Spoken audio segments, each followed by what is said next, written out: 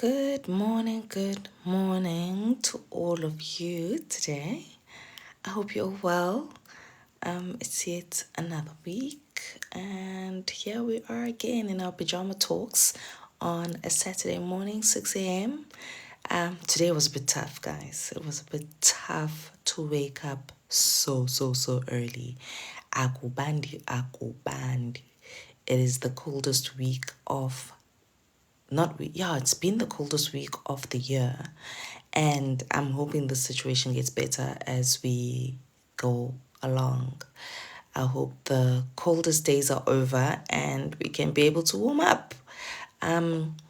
Today's topic is bio parents and step parents.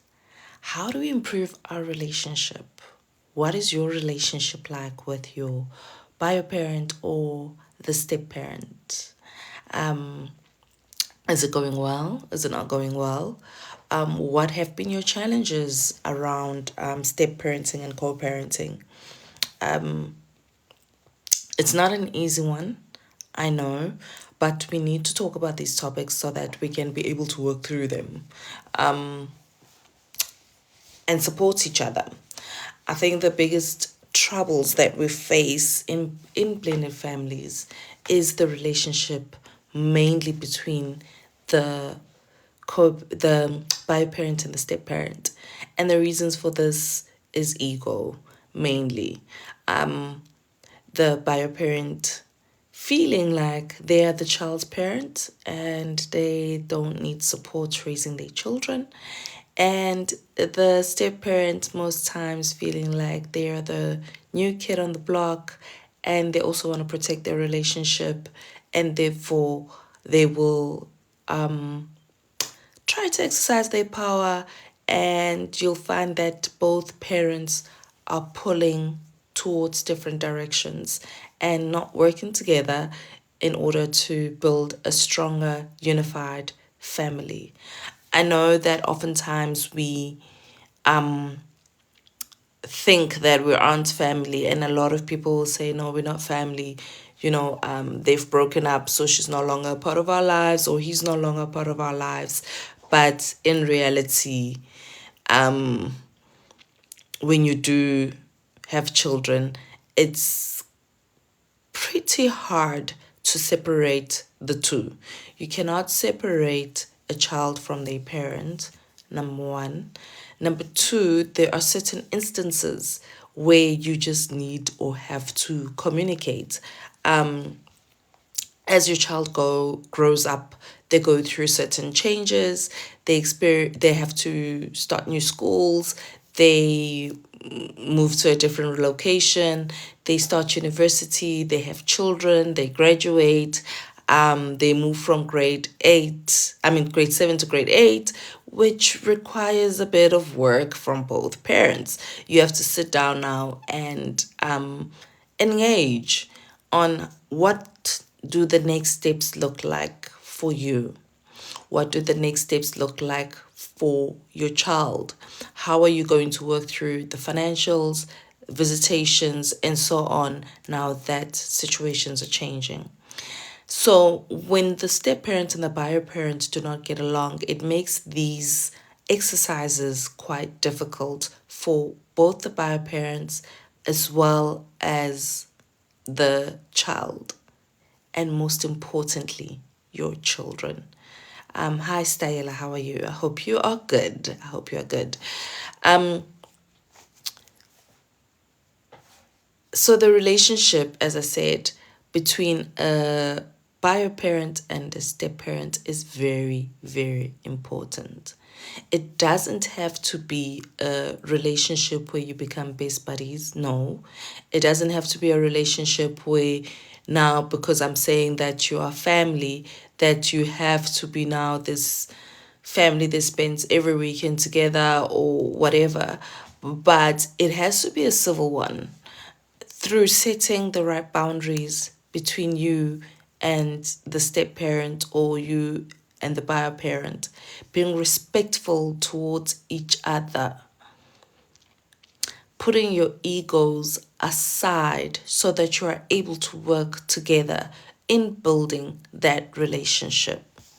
So it becomes very important for families to understand the role that each one plays within that family.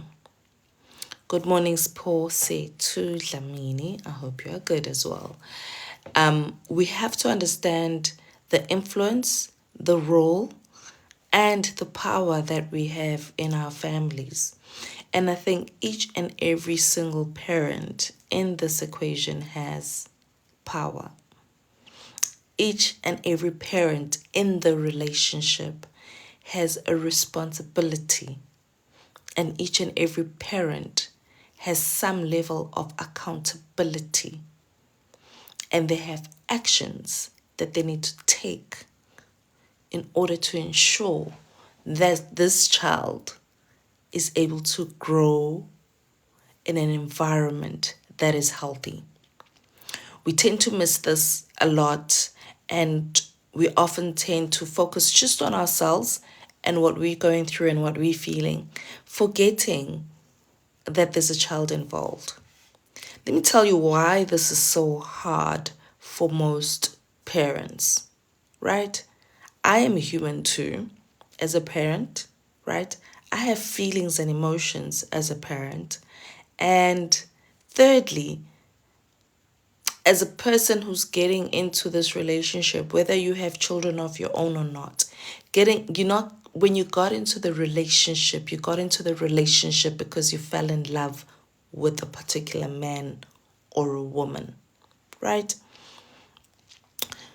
When you first saw this person, most times you don't even know whether they have children or not. I don't know why this hairband is doing this to me.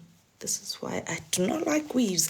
You didn't know whether this person has children or not. And even when you found out, for some, it's something that they need to process. So we're not the same. There are people who are just like, you know what, I've met someone with children, I love children, and I know this is going to work. And then there are others who have to step back, think about it. Am I going to be a good parent? Am I going to be able to survive emotionally, mentally in this relationship? If this partner of mine has children, will I be able to get along? So there's a lot of questions that you ask yourself. But initially, you didn't get into this relationship because he or she has children. There are outliers, obviously, to what I'm saying, where there are people who intentionally date someone with children because maybe they can't have children of their own. Maybe they're too fearful to go to hospital and give birth. Maybe some of them have reservations about their DNA and what their DNA carries, and it makes them a bit anxious. So they'd rather raise other people's children. And that's okay. You know, we all have our preferences, we all have things that we're comfortable with, and, you know, each to their own. But we don't get into relationships because someone has a child or children. We get into relationships because we fell in love with a particular person. So working through the emotions of now loving this person and having to accept that the person that you fell in love with has children, and how to navigate that is the difficult part.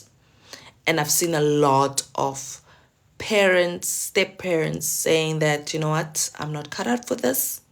Someone actually told me straight up, they were like, not for me, but in another relationship, they were like, I'm not cut out for this. I am not going to be able to be with someone who's got a child because I myself will not be able to love another child or provide the love and support that this child would need from me.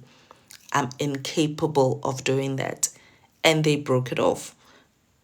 And I have so much respect for that because the last thing we want to do is hurt, destroy, and break another human. Unknowingly, sometimes knowingly. And I think that reflection of working through your emotions when you meet this person, like I said, initially you didn't think when you met this person that, you know, they have children or no, they have children, or, you know, and then you find out after some time that actually there are children involved in this relationship. Work through your emotions. Figure yourself out. Am I the person who can be in a relationship with someone with children? Am I cut out for it? Is it something that I want? Is it something that I've always wanted? Because if it's not, don't force it. Don't force a relationship when you know that it's going to end up breaking someone. I say this because if my child is broken and unhappy, you must know that definitely for sure I'm broken and unhappy. So what's the point of that relationship? Will your relationship survive that?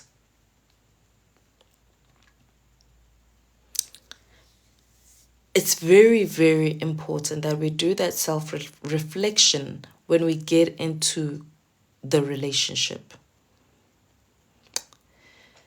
As for the bio parent, they already have the child, they're already there.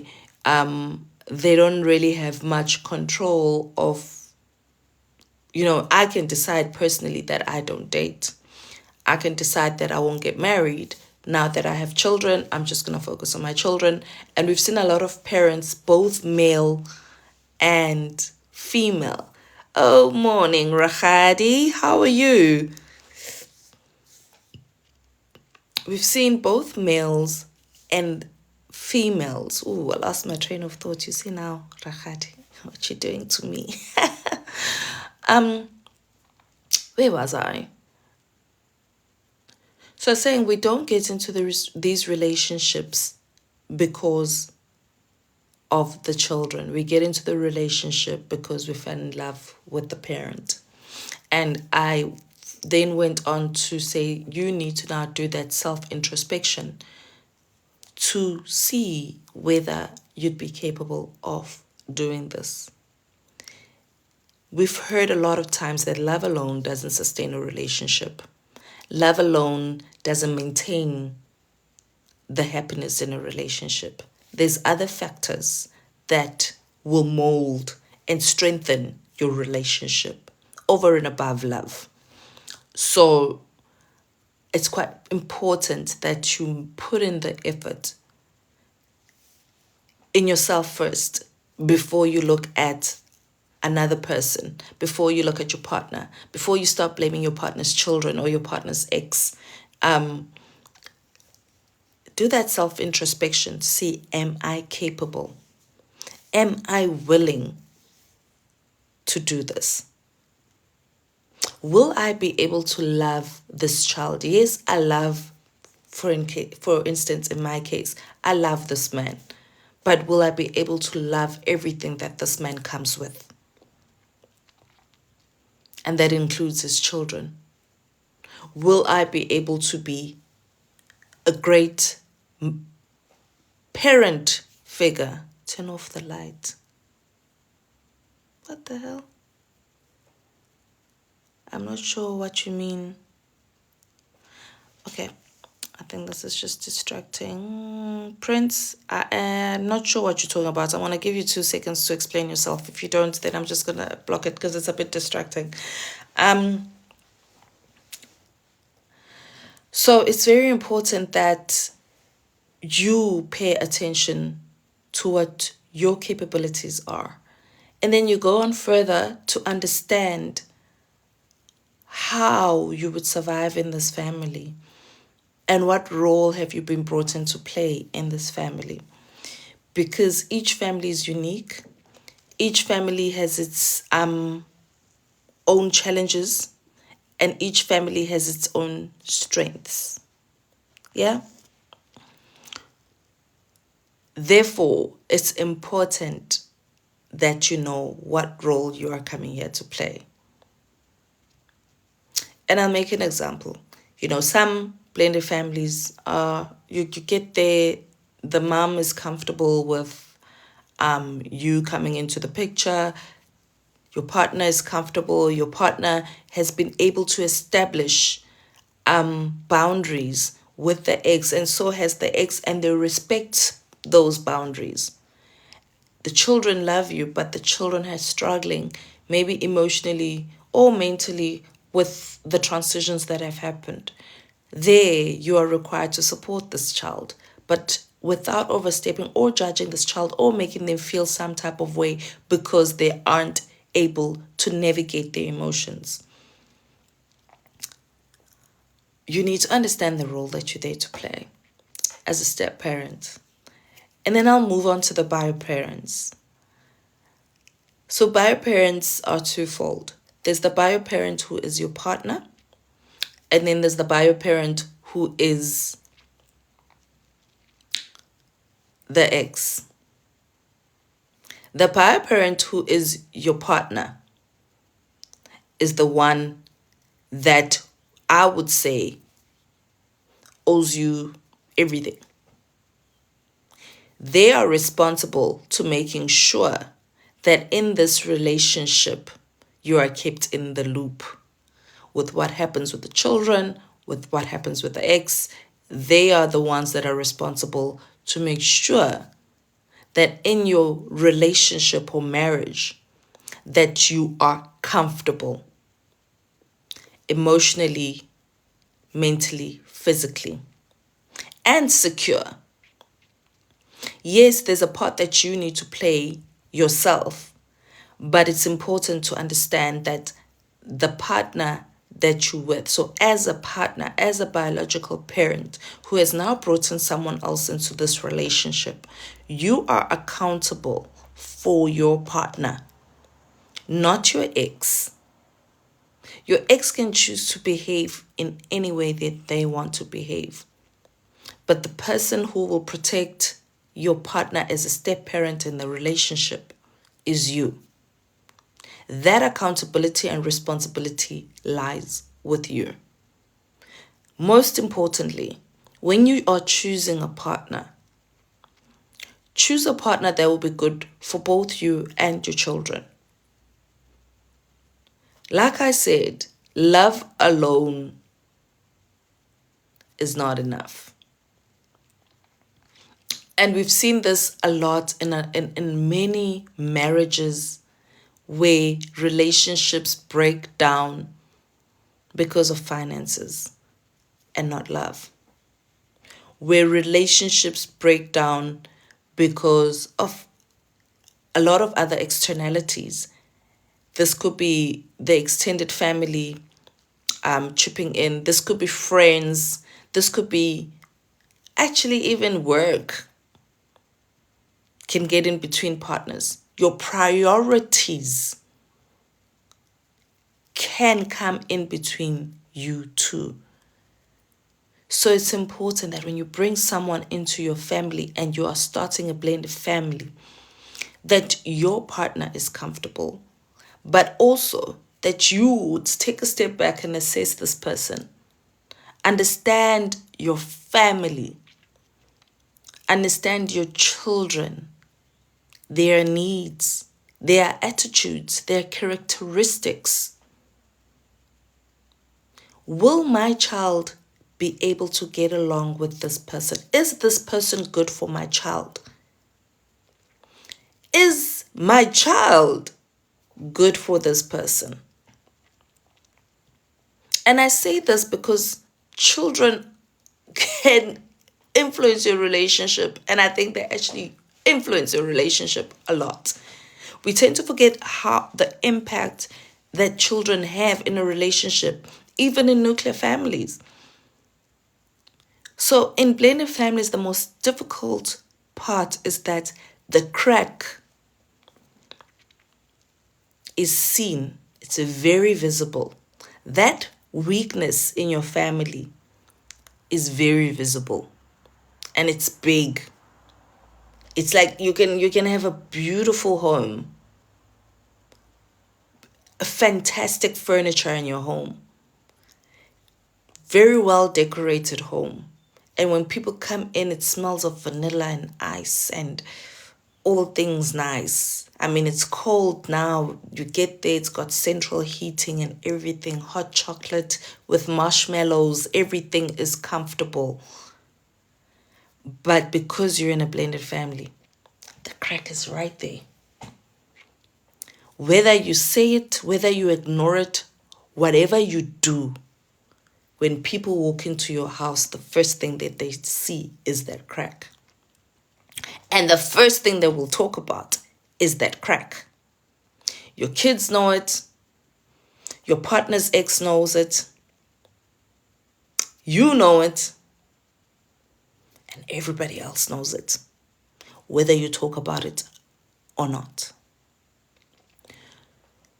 So ultimately what I'm saying is that we're already operating from a point of difficulty, in inverted commas, because it's not always difficult, but already because you're in a blended family, there's an expectation that it will be difficult. There's an expectation that things will fall apart. There's an expectation that the marriage won't last. And sometimes your children are the one who take advantage of that crack, who manipulate situations because they know and see the crack. Your own flesh and blood. And the most difficult part for us as parents, the biological parents, is to see it when it happens. And I think the one thing that would actually help us as bio parents is to assess the situation before you even bring in your partner or bring your partner close to your children. Because obviously you need to get to know the person, you need to get to know their character, who they are, how they do things. I mean, that's part and parcel of it. But before you even bring this person to your children, sit down and do an assessment. Okay, ngiyamthanda uSipho. uSipho uyangithanda. uSipho unje, ingane zami zinje. uSipho ngempela i-character yakhe, will it work? When he meets my children, will this relationship flourish? And there's this thing that we miss as biological parents sometimes, is that sometimes the relationship with your children, can either go into a very toxic state, or you have the honeymoon phase. And I think the latter is the most difficult one, because the latter gives you a false impression that the relationship between your child and their step parent is going to work. Oh no, they met and they just hit it off and everything worked out perfectly and blah, blah, blah. And the next meet is also great. Everything is great. Everything is great until reality has to kick in. You are married. You are living in one house. And you realize that uSipho actually akakwazi ukubeka umthetho ekhaya because uyabasaba abantwana. Ubasaba ngobani? Ngoba akabazalanga. And then kids will take advantage of that, either in a good way or a bad way. Now, this depends on how the children were raised, but also the environment at home, whether it's conducive for them or not. If it's not, usually this will turn out to be a negative influence, and you'll get negative outcomes from that situation. It's critical that we talk about these things, because we tend to miss these things, and this is what ends us in situations where we're like, oh my God, I am now married. What do I do? Why did this happen? So I spoke about the latter. Let me go to the former, where the relationship between you and your stepchildren, from the word go, toxic, doesn't work out. And you ask yourself, what is happening here? Good morning, McD. You ask yourself, what is happening here? Why did I get myself into this situation? What is happening with this person? I mean, why is this child like this? I'm doing everything for this child. I'm taking care of this child. I'm trying my best. I love the child, but you just get rejection. Sometimes the relationship can work, And at times you need to know when it's not going to work. A lot of times it does work. It works because the child is being authentic and genuine with you. That actually I'm not comfortable with you. Actually, I don't know. What do you want here?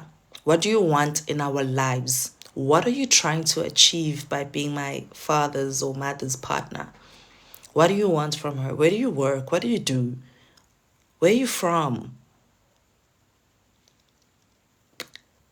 There's no honeymoon phase there. You get into it and you literally at war. But the problem is most times step parents think they are at war. Meanwhile, that feeling of being in a war is more related to your ego than anything else. I know Uncle B is probably busy, but he's mentioned a lot of times in our lives how he had to make the effort to work through the relationship with his stepdaughter. It just requires you to put your ego aside and work through the relationship. The child has reservations about you. Yes, it will never be easy, but if you accept the challenge, you soldier on. Yeah. Sometimes the child is going through their own emotional challenges. Remember, they've gone through a traumatic experience. And I think this is what we miss a lot. There's this expectation from us as parents that our children will just transform. We don't even need to engage them. Oh, they must just love me. They must not question anything. And if they do, then they are rude. They're disrespectful. Oh, no. You know, we come up with a lot of things to discredit their feelings, gaslighting them. And sometimes even if you sit down and ask, what is the issue? Do you like your step parent? What is the problem? They might not even be able to tell you because they don't know what they're going through themselves. They don't understand the emotions that are taking place in their heart. I'm not even going to go through like the complications of maybe the biological parent, the ex, has said things, has mentioned things, has done things. No. Outside of that, outside of the parental influence or societal influence, that child is going through a lot. That child has just experienced a trauma. Because at one moment, that child's parents were together. And the family has changed from what the child is familiar with. Everything has been pulled right under their feet. And most times they feel like they're just sinking. And remember, they don't have control. They're not making the decisions. They have absolutely no power. And at most times, they don't even understand what is going on with them. It's the biological parent's job to help the child go through those emotions. It's the biological parent's job to ensure that as their child is transitioning and trying to understand what is happening, that they maintain respect. Going through a trauma doesn't give the child a golden key to be disrespectful. It doesn't. Because it means that even when they grow up as adults, they will never understand what accountability is. And they would always think that when they go through challenges, that everybody else is responsible for them except for themselves. That they can throw tantrums in their marriages, in their relationships, in their friendships, in the workplace. and they won't understand why people are pulling away. Because I've always been like this. I'm a good person. But you don't understand that your tantrums are pulling people away from you. The tantrums that your parents failed to curb. I know it's in abantu bakudala, it's a different story. But we grew up in a totally different environment. I'm not saying it was the best, but it was different because respect was a non-negotiable. Nowadays, we negotiate respect. While we taught to discredit our feelings, also what else can we teach? Yeah, Sarju King. That is true. We've been taught to discredit our feelings. But that's why when I started the live, I mentioned work through your own emotions. Start with self. For everyone, the bio parents, the step parents, start with self. Especially, I think when you have that opportunity after the breakup as biological parents, that is the moment where you need to work through your emotions. And this goes to everyone who is currently in that stage where you are figuring out the separation from your partner. This is the opportunity for you right now to work through those emotions. What are my traumas? What traumatized me? What did my parents do that made me feel some type of way? Why am I reacting like this? I even took a moment to say, why did I react like this to my ex-partner?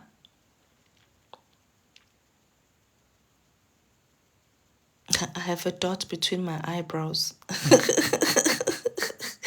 Pumelele, it's natural. It's natural. I have one here too. I have another one here and here and here. Guys, you're a distraction. But you get my point. That is your responsibility. I think the breakup gives us such an opportunity to work on self.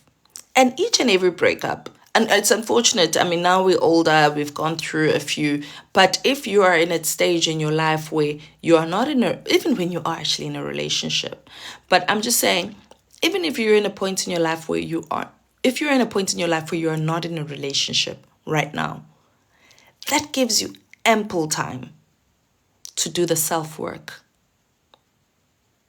to work on what did I do wrong? Oh, yes, he was pathetic, or she was pathetic, or she said this, or she did that. What was your contribution? What did you need to work on? What do you need to do now moving forward?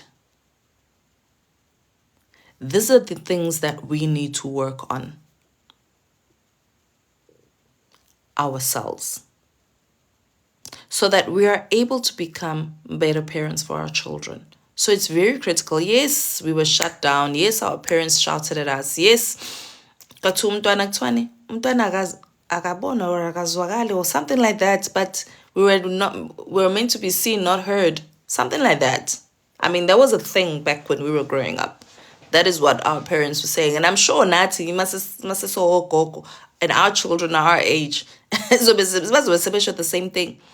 But our parents were saying that they're working through their emotions, they're finding themselves, they want us to be self-aware, and it was traumatic. Watch the tables turn. I always say our parents did the best that they could with the information that they had. They also tried to do better than their parents, by the way, like we are.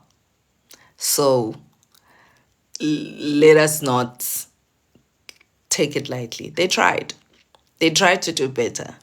They tried to get us education. They tried to get us to schools. They tried to feed us. They tried to expose us to whatever they could, in terms of their affordability. But they tried to expose us to a lot of different things. They tried. But it is very critical as a bio parent to look into those things. Ngoba we bring people into a relationship with us knowing that our circumstances will not be conducive for that partner. We know that if I bring I forgot the name I was using. If I bring Sfiso to this life right now, I know my ex is still in a stage where they're toxic. I know, see, my imaginary man, hey, nyakumbula nani. Hi, Banati. Yes, Mbali, they tried, but it was a lot.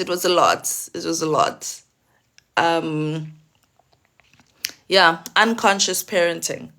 And we are moving towards a stage where we are conscious parenting, where we're paying attention to our children, when we're listening to our children. But in that listening, discipline, I think, is still important, because discipline teaches accountability. But we need to see what method are we using to discipline our children. That is critical. How are we disciplining them? We're not disciplining to destroy them, but we're disciplining them to teach them a lesson that they can take forward into their future, so that they become better adults, better parents, and better partners. We know the type of partners we've met. We know, I think majority of us have met people who are really struggling emotionally, whether they were coming from nuclear families or blended families. We know a lot of people who are struggling even to this day. We ourselves probably know that what we're going through, and we know the mistakes that we've made in relationships because of our bringing. We know it. So it's important. Your partner is not fully responsible for your children and how the relationship works. There's a certain power, responsibility, accountability, and actions that you need to take as a biological parent to facilitate that relationship, so that that relationship is maintained and is healthy.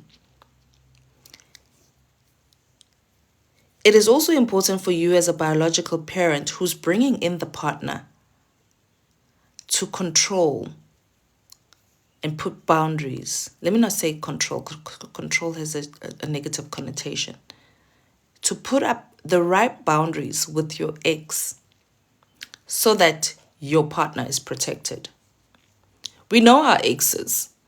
We've been in relationships, most times long-term relationships with our exes. Most times. Someone mentioned, and I'll never forget this, hookup culture is the reason why people are having kids all over. I don't know. I think depending, maybe some people who are in their mid-20s, early 20s, I'm not sure.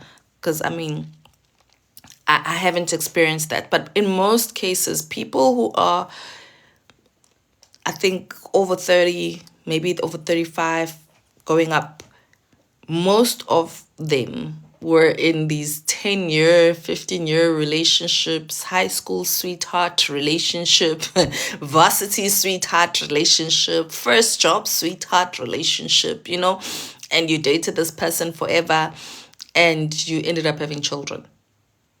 Most people in my age group, this is what happened to them. Not all of them, yes, but the greater majority were in long-term relationships with people that didn't work. So definitely who your ex-partner is. You know their behaviors. You know their toxic traits. You know whether or not they'll be able to get along with your partner. I'm not saying choose a partner who's going to be able, let's say your ex is toxic.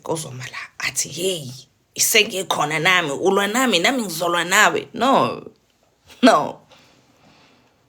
You need to put up the right boundaries so that your partner doesn't get to that point where they have to feel like they need to defend themselves against your ex.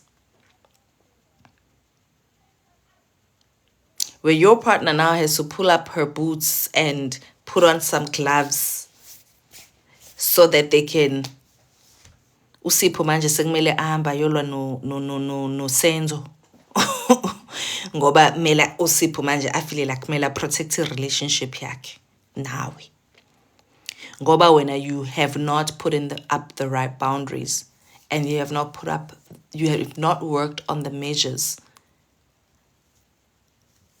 that you needed to put in place before bringing someone into your relationship. Understanding how your ex behaves and how your ex is going to take your relationship. You know, it's nice to talk when we're sitting with our friends, when we're sitting with people, when we're sitting on lives, and we talk and say, ex. It doesn't matter. They don't matter. But they do.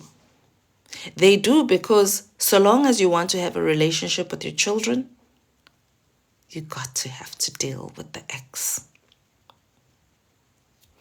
So long as you want to co-parent, you're going to have to deal with your ex. And so long as, so long as you want your children to have a healthy upbringing, you're going to have to deal with your ex. And when I say deal with your ex, I don't mean like, they have to be in your life. When I say deal with your ex, what I'm talking about here is knowing and understanding what boundaries do you need to have in place to ensure that your children are not impacted by any toxicity, that your children are still raised in a peaceful home, a loving environment, that when they go to your ex, they are able to have that healthy life with your ex, because your ex is not, you can't control their bitterness, but that you've done everything to ensure that they understand it is over. That when you go and pick up your child or your child gets picked up, aguna going back and forth. Because now when you have your boundaries in place and your ex knows, you're not going to behave like that next to my partner or towards my partner. Even the passive aggressiveness, I think you've all seen it. We've all seen it on TV shows. Some of us have experienced it in real life. Some of us have seen it with our friends, with our families. That passive aggressiveness that the exes usually do. There was an experience that I had where I didn't understand, and an ex-partner of mine, but not the father of my child, was like, nope, sorry, can't do this. Because at that time, I was like, I think there's a lady who spoke about it, but it was not that extent. But there were certain things that I felt like, if my child needs clothes and this person doesn't know what to get, we go together, we buy clothes, and then I come back home. I mean, what's the issue? And it's part of growing up. Thank you, Sanele. Thank you for the follow. Guys, please, anyways, just tap the screen, like the live before I get kicked out of the live. Afike usipho athi phela ngiyayondla leyonga even though ihlala kwakho. Hey, you know what I'm talking about, Mbali. And that's that passive aggressiveness. Yondliwe yimina leyo ngane uthini lo? We don't need such things. The passive aggressiveness is what leads to the toxicity. Your children see it. Whether you're being passive aggressive with a smile and you're not fighting anyone, they see it. Kids are not stupid. They are human. We need to build healthy environments for our children. They need to know that they are loved, they are supported. They need to know that I am happy, my partner is happy, the ex is happy. That's what makes them happy. If at any point there's even one person who's unhappy in this mix, trust me, it will impact your child, including the step parent. You might think that the step parent doesn't matter to your child, especially when you're the ex. Abanye bathi hambani niyothola iy'ngane zenu, nifunani eyami ingane. Esho le nto phambi kwengane. What message is that passing on to that child? That I don't belong there, but that's my dad, or that's my mom, and that's my stepmom, or my stepdad. But I don't belong there. Clearly, I only belong here with this person. I don't belong there. But I'm meant to belong there. What is going on? Umntwana uzoyibuza lokho, what is going on? Then, in that thinking, is it me, Jesus? Am I the drama? Am I the one who is causing this stress and pain to my parents? Am I the one that's causing this division between my parents? Ngoba manje uma ukhuluma ngami uthi ubaba makathole ingane zakhe ayeke mina. Why? Why baba kumele angiyeke? Do we ever think about the things that we say? You say it with a smile. Yes, you're not fighting anyone. Yes, you're not rolling up your sleeves and punching anybody. Words are the biggest stones. They will not even use stones, rocks. Words can crush people. Words can destroy people. I know there's an American thing. Well, I heard it in American movies. It's sticks and stones may break my bones, but your words can never hurt me. We say that as a defense mechanism, not because it's true. Words can crush people, just like words can build people. Good morning, KK. Just like words can build people. So before getting later another person into my marriage, another person into my life, I need to understand the life I am living. I need to understand my children. I need to understand the ex. And then I need to know what is it that I need to do to improve the relationship with this person. Good morning, Uncle B. Good morning. Yes, words destroys and heal souls. We need to know that. And I also the fourth person, you need to understand the person you're bringing into this picture. Because partner wako, you need to actually set boundaries with them too. Because some partners are terrible. You know, we always talk about the biological parents this, biological parents that, the ex this, the ex that. But some of us as partners are terrible. Absolutely terrible. Good morning, Riri. Kananelo, hello, I forgot to greet. Some of us as partners are terrible. Absolutely terrible. We want to talk down on the ex. We want to make the ex seem like they're irrelevant, like they don't matter, like they are useless people, which is absolutely untrue. Firstly, if your partner fell in love with them, It means that there was something lovable about them in the first place. It means that they have something positive about them in the first place. Let's not fool ourselves. Like, siyakhohlisana a lot. But let's not fool ourselves. Your partner fell in love with a person. They had a long term, and like I said, I'm not speaking about people who do, what do you call it? This hookup culture, one night stands. It happens as well, but I'm just talking about now in instances where there was actually a relationship. They fell in love with that person. They had a long term relationship with that person. So there must be something positive about that person. Whether they were pretending, whether they were being genuine, but there was something lovable about that person. And not, people are not all bad as well. People are not all bad. Sometimes the relationship between you and that particular person is what is not working. Because in your growth, you changed, or they changed, or they stayed the same and you changed, or vice versa.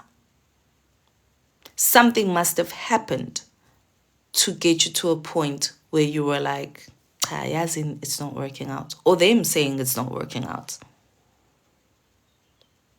Not everything is meant to last forever. And sadly, sometimes we have children before we realize that this is not meant to last forever. But your ex is not all bad, they're human. And your partner needs to be respectful of that person. Your partner needs to have respect for that person.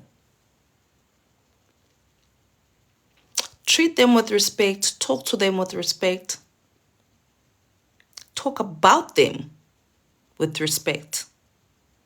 That is a boundary that you need to put up.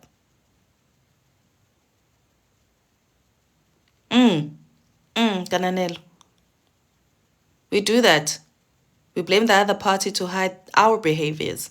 Oh no, look at what your ex is doing. Oh no, your ex is causing drama.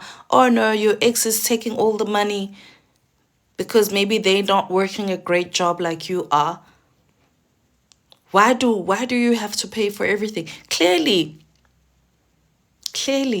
the ex doesn't have a great job like you do. So there are things that your partner will have to pay more for.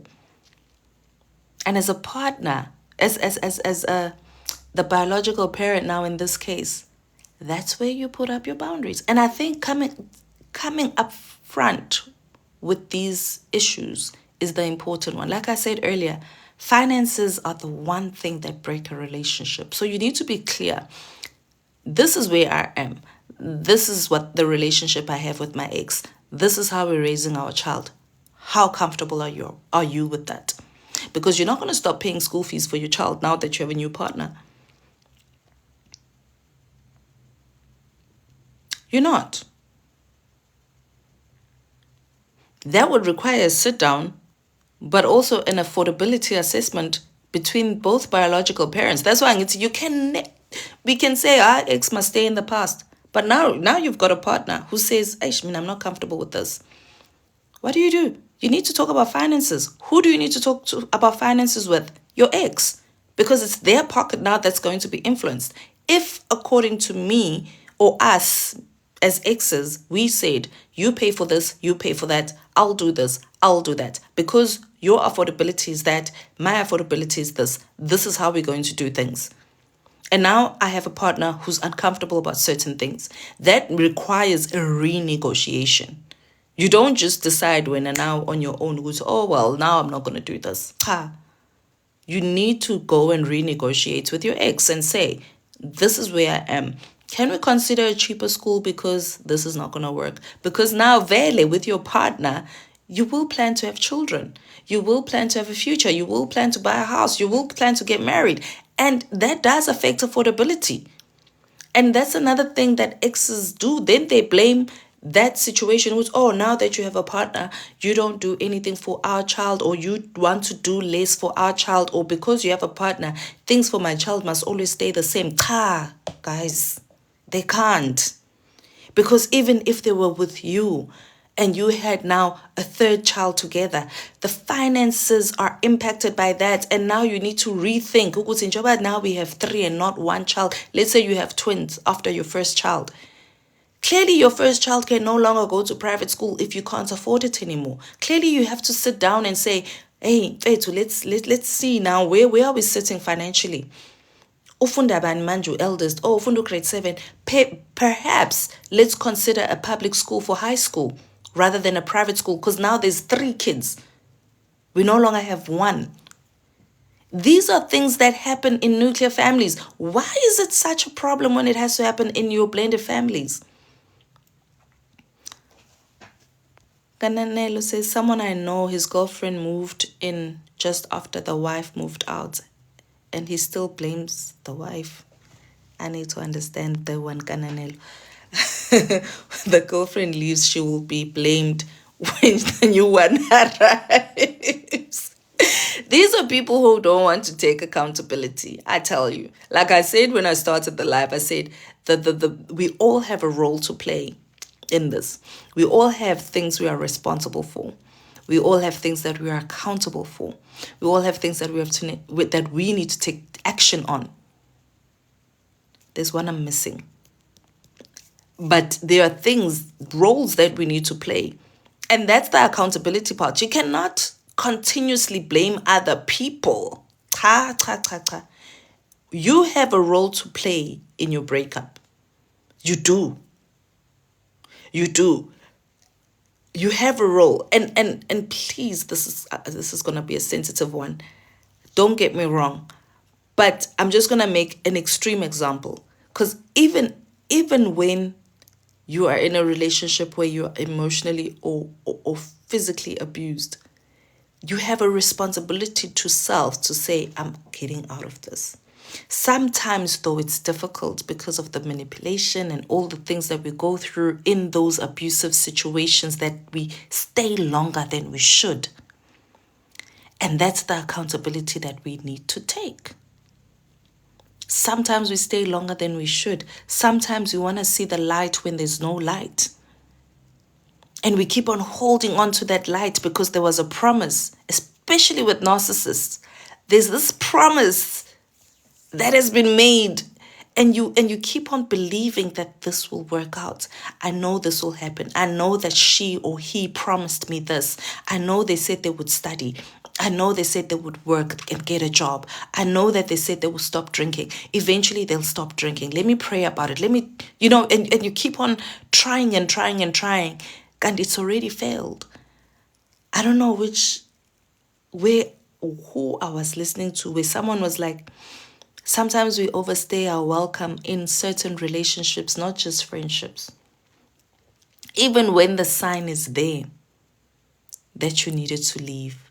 Oh, it was someone who posted something on Facebook, but one of these funny random stories, and they stopped. I don't know whether they stopped in the middle, but someone posted something on Facebook and they couldn't have a baby. I don't know where this was.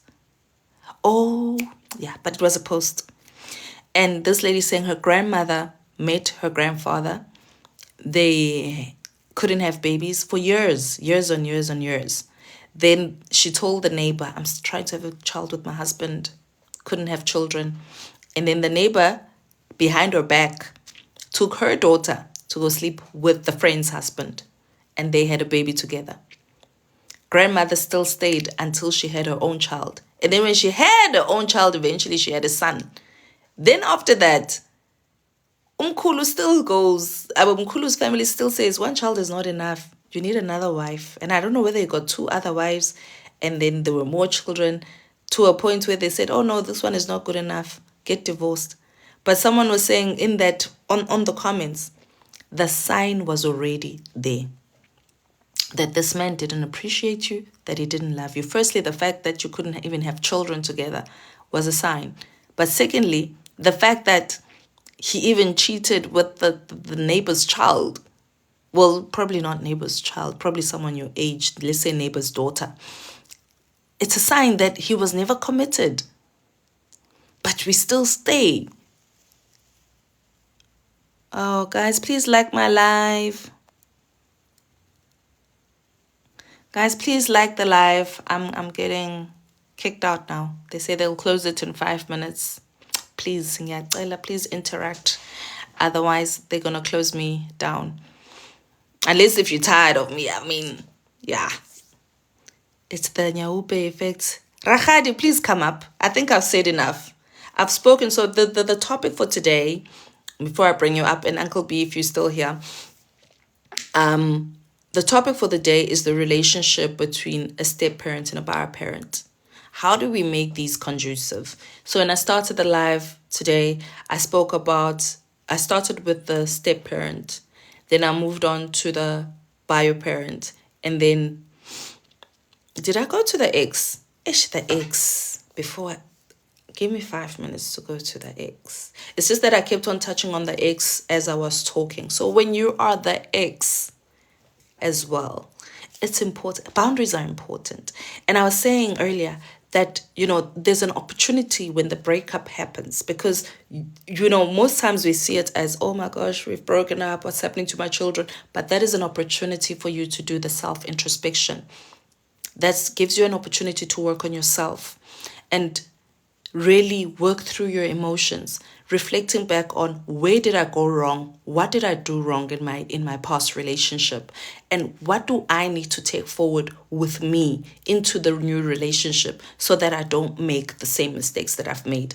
This also goes to you going back to your history, your upbringing. Where are my pain points from my upbringing? Where have I felt a little bit of trauma? Or what is it that I need to work on?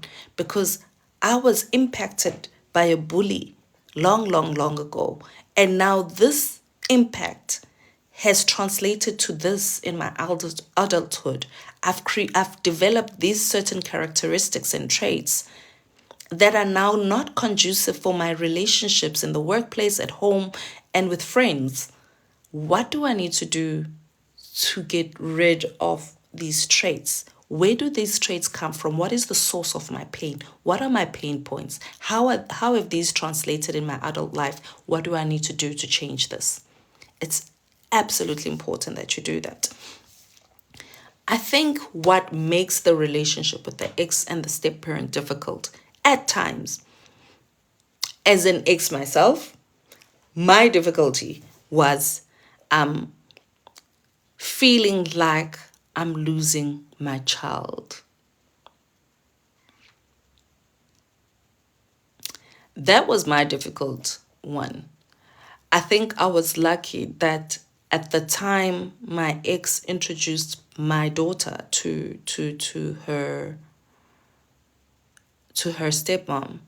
I had a partner, but my relationship was still very early stages. And my partner also had one older child. So at that time, my partner said to me, you know what, my husband now, he said to me, you know what, your child will always be your child. This is the honeymoon phase. The honeymoon phase passes. And when they come to their senses, they'll love their stepmother and they'll love you. Your child is your child. So that was my biggest weakness. But in that, I think because I've always been able to communicate my feelings. I don't know whether it's a strength or a weakness, because sometimes I think I've said this before, you end up over communicating. But I did talk to my ex and said, you know what, I'm a little bit uncomfortable. And I spoke to my husband now, my partner then, and I said, this is making me uncomfortable. What made me even more uncomfortable was that I lived in a different city at the time. And my daughter's stepmom was in the same city. My mother, who was also in the same city, was tired and old. Even today, she says, I'm tired and old. She's not that old if you've seen pictures of my mom, but she always says that. But I think, after raising two children as a single parent and some of my cousins as a single parent, my mom is done with certain things. So with things like netball games, mother-daughter things that I couldn't make it to because the school that my daughter went to was a very interactive school, especially at that age. Then the stepmom will step in, which was a good thing. I was appreciative. But but where do I fit into this? I can't afford to fly home, drive home, catch a bus home. I couldn't afford a taxi from Gauteng to KZN. Sometimes it's a bit scary, especially there were times where it was just taxi accidents everywhere. So you had to stay even if you wanted to be there. So I was appreciative, but then there was always this thing that's like, I feel replaced. But because I communicated, so my partner, my husband, I told you what he said. And my ex said one thing to me. He said, listen, this is our child. I will never put my child in a situation where my child is uncomfortable. So you better trust me as our child's parent, just like I have to trust you as her parent, that you'll never put my child in a compromising situation. And that for me was enough. That's why I'm saying that the communication helps. Because I was not fighting anyone. I was just feeling some type of way. I communicated my feelings, and no, she was not so my daughter was not comparing how we treat her, but it was, I mean, she was still very young. So for her, it was like, oh, Auntie so and so this, Auntie so and so that. Oh, we did this. Oh, we did. Oh, she's so cool. Oh my God, mommy. That type of situation. I think I was also a hero to my little stepdaughter as well at some stage, because now remember, there's when in the early stages, the child's still visiting, getting to know you. You buy, like, maybe you'll buy a little gift, or you'll go out for lunch, and also the time between a step parent and a child is limited. So it will be like that limited time of joy and happiness. And by the time they leave, you haven't really experienced your child, your stepchild, your stepchild's weaknesses or pet peeves or things. There's little things that kids do that can irk you. So you haven't actually experienced those things. So you've never had to shout at them or whatever. So every time you see them, like I'm saying, it was netball games, it was mother and daughter coffees, it was sports days, certain things and I'm not saying all sports days, I'm just making an example that it will be little things like that where it will be fun for the child to do that. So then it will be very nice for them. Yes, that's where I'm getting at. That sometimes you think it's dislike or hate, but it's actually discomfort. But because as a biological parent, I've not worked through my feelings and my emotions, then ngizoba snacks. I will not treat you well as a step parent. I will tell you, know your place. I will be nasty to you. I mean, fathers will say things like, "Ayikho indoda ezokhulisa umntanami while I'm still alive," knowing that you're not together. So when are you not meant to be in a relationship? And then a woman would say, "Hey, tholani umntana nimfunani umntanami." Really? Umntana udinga umntana ubaba wakhe, hayi mina. Umntana udinga uba ne-relationship with both of you outside of me as a step parent. That's the first and most important thing. I will accept the request now. That's the first and most important thing. Usabani sini. That's the most important thing, is to work on yourself. Khona uzokwazi ukwamukela isimo ngendlela esiyona. Ukwazi nokwamukela ukuthi your ex has a partner. And communicate those. There's nothing wrong with feeling some type of way about something. And sometimes people think when a person says things like that, oh, you still want the ex, so I'm not going to show. No, guys. No. But I will stop it here. We don't criticize, as a biological parent, don't even, this thing of talking with your children, telling them all your problems with your ex, telling them how the stepmother or stepfather is so terrible. Wazi kahle ukuthi they're doing something good for your children. Wazi kahle ukuthi they treat your child well. And also, this narrative, yokuthi a step parent, as soon as they start to discipline, and when I'm not even talking about disciplining as in like proper discipline. I'm talking about just like, let's clean the house together. As sikhona la endlini, simanibani ngicela ubupheka lapho, sekuzothiwa it's abuse. You know, those things are not on. A child is in a home with two parents, and they need to feel that they're home with parents. And that does not replace you in any way as an ex. I don't know how to deal with that. Another man raising kids. Then you must stay with your partner, the mother of your child. If you aren't, it's unfair for you to think and believe that your ex-partner will not or should not be in a relationship. And sometimes actually the extra parent is actually good for your child, by the way. I found that sometimes my ex's partner would speak some sense into him. You know, because sometimes you get so caught up in the disagreement, but then having that extra person just helps, just smoothen out situations. They help them think better. They help them open up to certain things that they wouldn't normally open up to, because now they've got this extra person. That's why I should say, as a step parent, you have a role and a responsibility and certain accountabilities that you have in that family.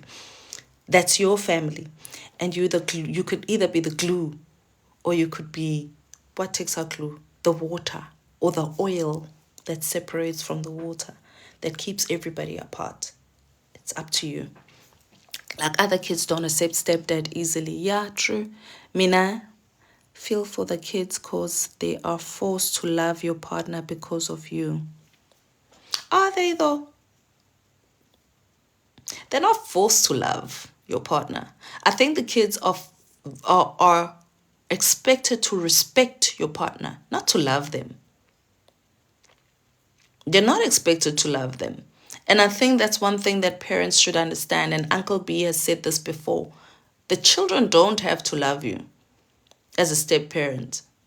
They just have to respect you. The love will come, should it come. But if the home is respectful and you all get along and you allow me to parent, that is all that is needed. If usendlini under my roof, there are certain rules and regulations and roles and responsibilities that I need to do as a step parent. And that should be allowed. Aunt KK, the KZNs are still available. Okay, some people go back to their ex for second child because of that. Yeah, I've seen that. Actually, we've seen it even play out in the Kardashians long, long ago. I think Scott and his ex have like 3 or 4 children together because she would refuse to have children with other people. But now she's married and I think pregnant or something. I've seen it on social media. I always feel like, maybe that's better, but also got reasons why I left. Vuyo, please request. Sorry, Vuyo, please request. Please, if you can request, I'm going to open up. Inviting Rahari and Uncle B to just give their input. Come up, please come up. I am closing at 8. I'll try my best at latest 8:15. But will you please come up if you would love to come up? Rahadi and Uncle B, how are you? I'm doing well, thank you. How are you? I'm good. I'm good. This chilly morning. Yo, I nearly cancelled. I actually thought you will, hey? I was like, oh, it's so nice and warm in the blanket. Who needs to wake up?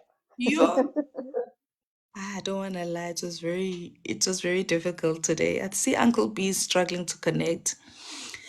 Please, madam, give us your insights. Hi, Lindo Guhle. How are you? I'm good and you, ma'am. How are you? Good, thank you.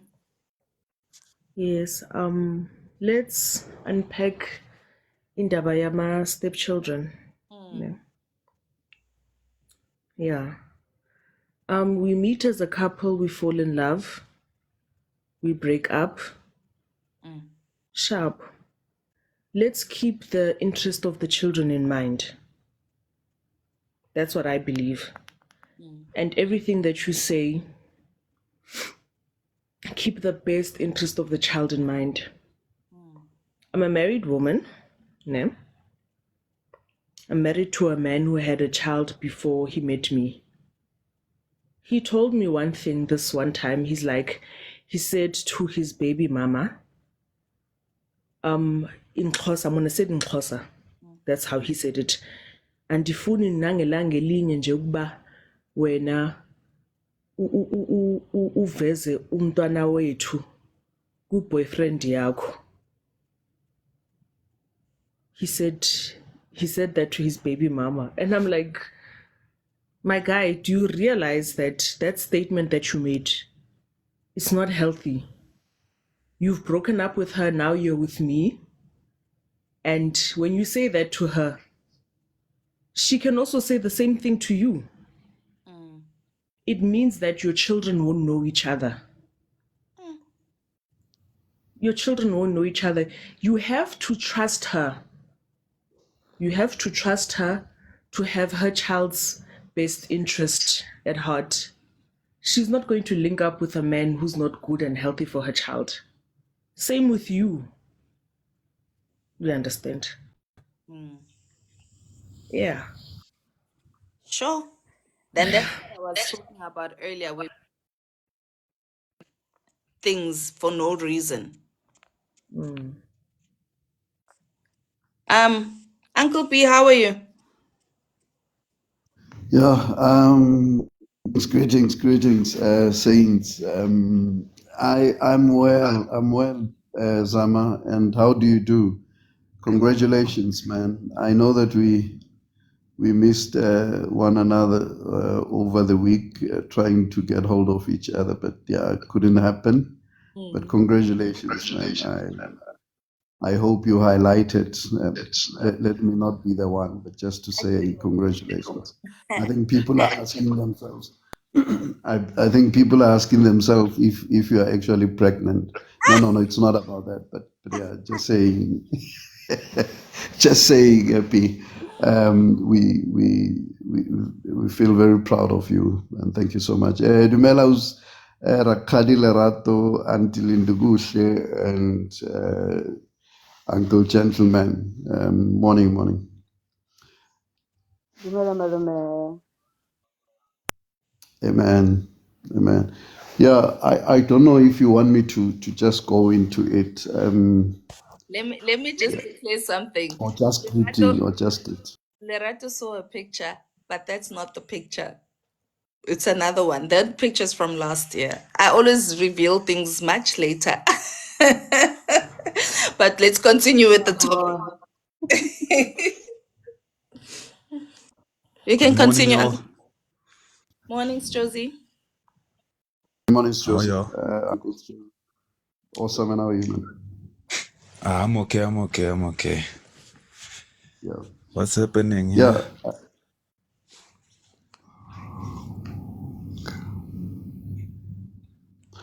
Sorry, yeah. my Maybe, brother. You maybe can just, continue. just, just, just listen. Maybe you'll then catch up, man. It's Josie, Uncle's Josie. Um, Look, when I play with film, I think Zama, you have highlighted the boundaries that need to be there in terms of the element of respect from even the ex towards the ex, towards your husband, towards your wife, and I think for me it is of importance, because remember, it is not about how I feel about your someone's ex that needs me to be able to then forget that they're still a father. all right? Because I think we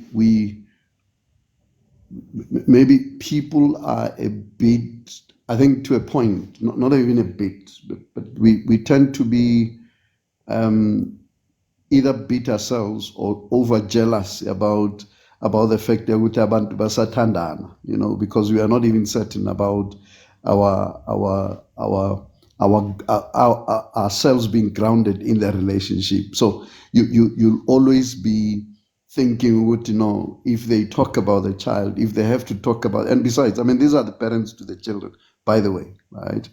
And I think that's what we need to be able to then have an understanding of.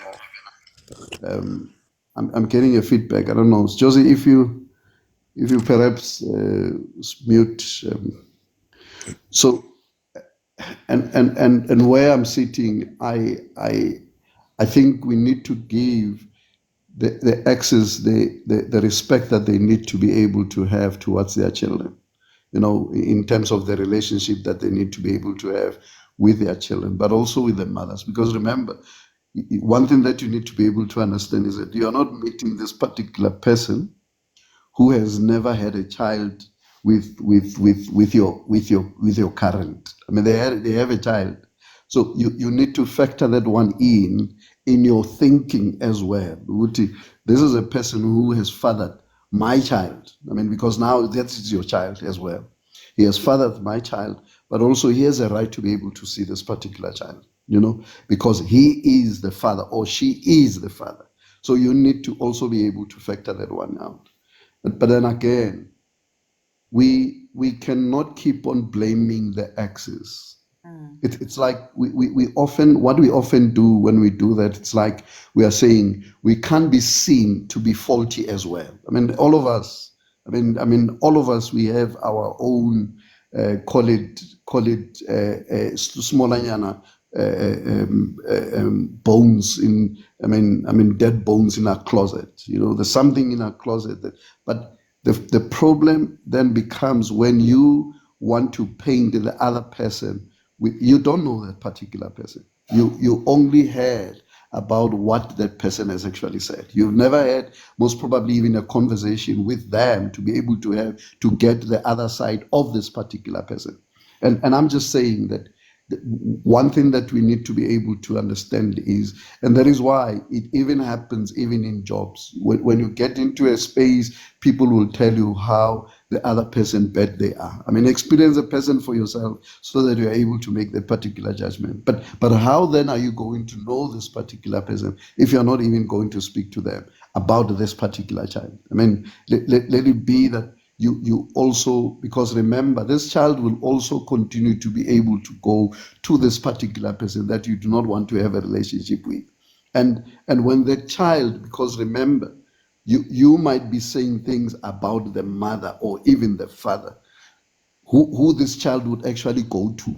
And obviously the child would certainly be able to experience the mother and the father in a different light that you are actually looking at them. And when they come, they feel you are unfair towards their father or even their mother, because that's their mother anyway, right? And one thing that I understand is that it is very easy for any child to be able to forgive their mother than their step parent, right? Because truth be told, they don't know you from a bar of soap, all right? And you have to prove yourself as well. You are a parent, whether be it a mother or even a father. And I think we need to be able to then factor in that in terms of our view or even our rearing abilities or capabilities when we raise this particular stepchildren. Just understand that fact. You are a stranger to them, and every time it is all about, and maybe not even proving yourself, but to be consistent with what you have actually introduced yourself to this particular, because more often than not, I think we are not consistent. We get tired because these children are not ours, right? And you can ungabekezela yonyaupe child than the other child who is unable to wash dishes at the time when you want them to actually wash dishes. And you can literally be able to say, I give up. All right. And I'm saying the same attitude that you actually have towards your children must be the same attitude that you actually have to this particular children. And remember this, there was always this particular player, Begajal Kaizer Chiefs, during our days, even though I'm 25 as even now. But to Umanyati, I think Umanyati, but to Muntu Agalashwa. Just understand that particular part. Good. Labantwana, there's nothing that you can actually be able to do to Ugutubalahle. The best thing that we can actually do is raise up the levels of the relationships that you need to be able to have over with this particular children. And I just want to say this as well. Your children might not understand what you're doing at the time. It is not for you to throw tantrums. They might not understand what you're actually doing. And I realize I also understand raising a blended family. It's not for the faint-hearted as well, if I may put it that way. And especially if you cannot be able to regulate your emotions, because remember, your emotions does not necessarily mean the child is actually wrong. It means when, as a parent, are you able to withstand the fact that you are a parent and are going to parent this particular child. And I'm just saying that we need to have an understanding, Bana. When we raise these particular children, they might not be in a position where they begin to understand that you are now a parent. They're still dealing with their emotions because they think, by the way, I'm neglecting the other parent, or for a lack of a better word, right? I'm tilting towards this particular, and they have to try by all means that they do not seem to be able to be leaning towards you as a parent at that particular point in time. But yours as a parent is to be able to do what a parent must actually do, which is to raise this particular child. And guess more often than not, what happens?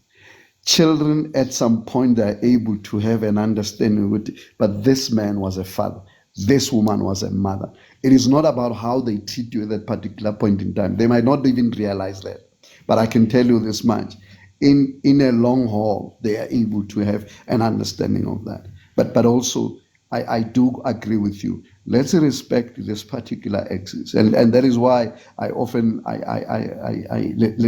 often say, when the father of my child was sick, I would pray for this man 7 o'clock every evening, on the call, not just on my bed alone. I mean, every single day for 7 days, right? If not 5 days, I would pray for him. I would call him and pray with him. But also, it is also my responsibility not to badmouth the father as well, right? And we need to be able to have an understanding of that.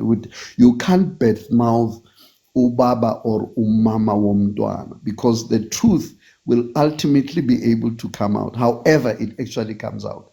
But what is also key is protect the other eggs. Let it be that this child begins to see their father and their mother in a different light than how you actually experience them. Because I can tell you now, even when you protect them, things will actually be able to come out, so that they experience those things themselves, not you, not through your mouth. Don't even go to a point where Tumuntu is an irresponsible mother, is an irresponsible father. Just understand this thing, Uti. By the way, even irresponsible people, they're able to find their way and their path.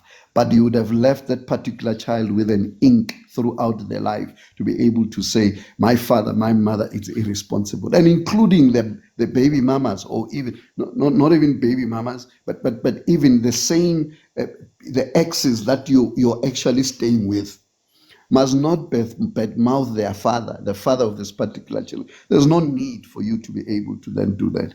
And Manju, it's a lot to be in a blended family, but I can tell you now, it's a choice that you have made to be there, right? Nobody forced you to be there. Just understand, Ubana, the best thing that we can be able to do is raise these particular children the way you'd actually be able to raise your own children.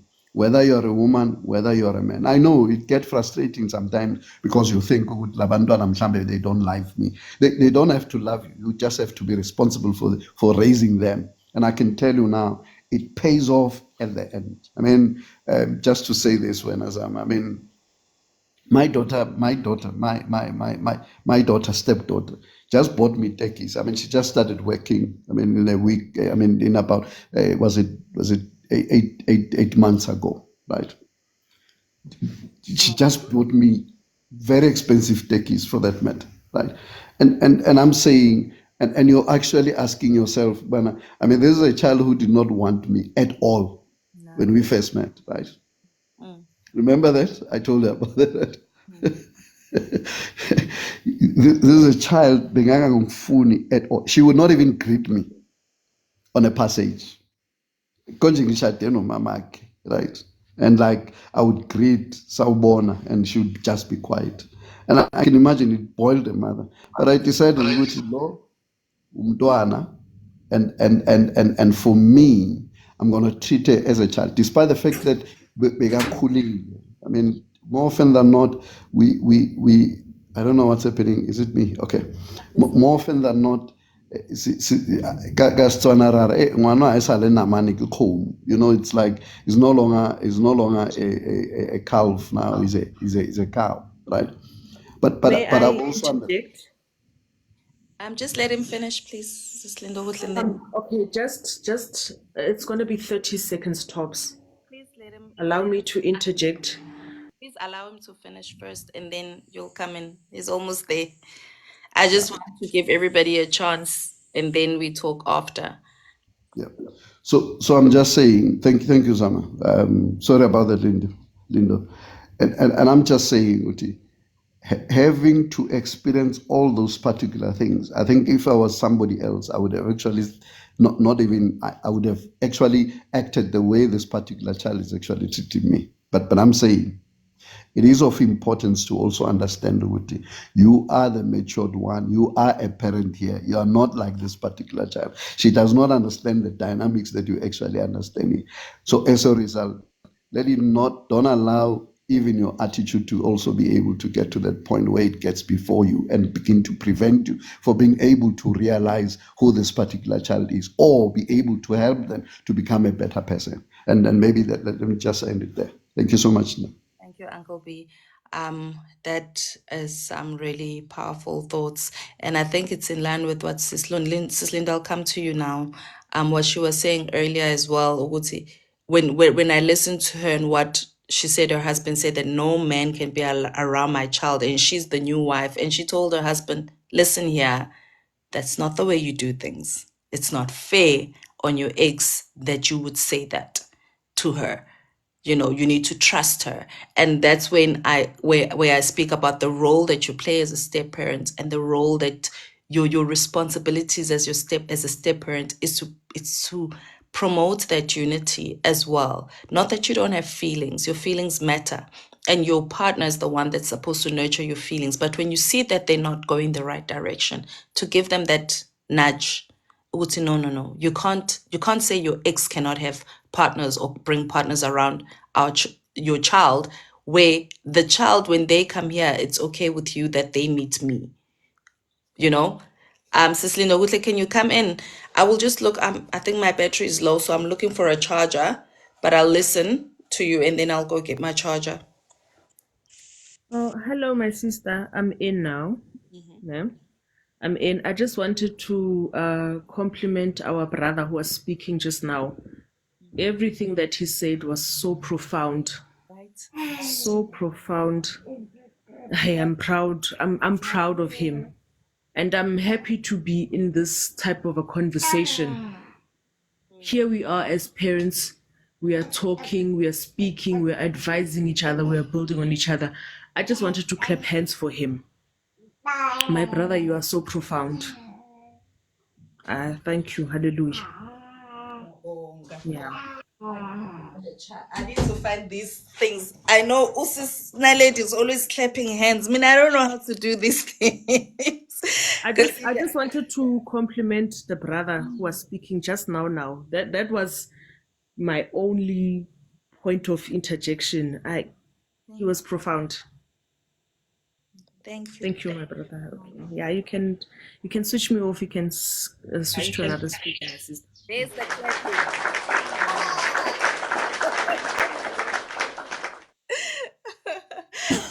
Thank you, Sis Lindo. I think we needed Um, to hear that and to get your insights as well. Josie, before I come to you, we had gentlemen in here first.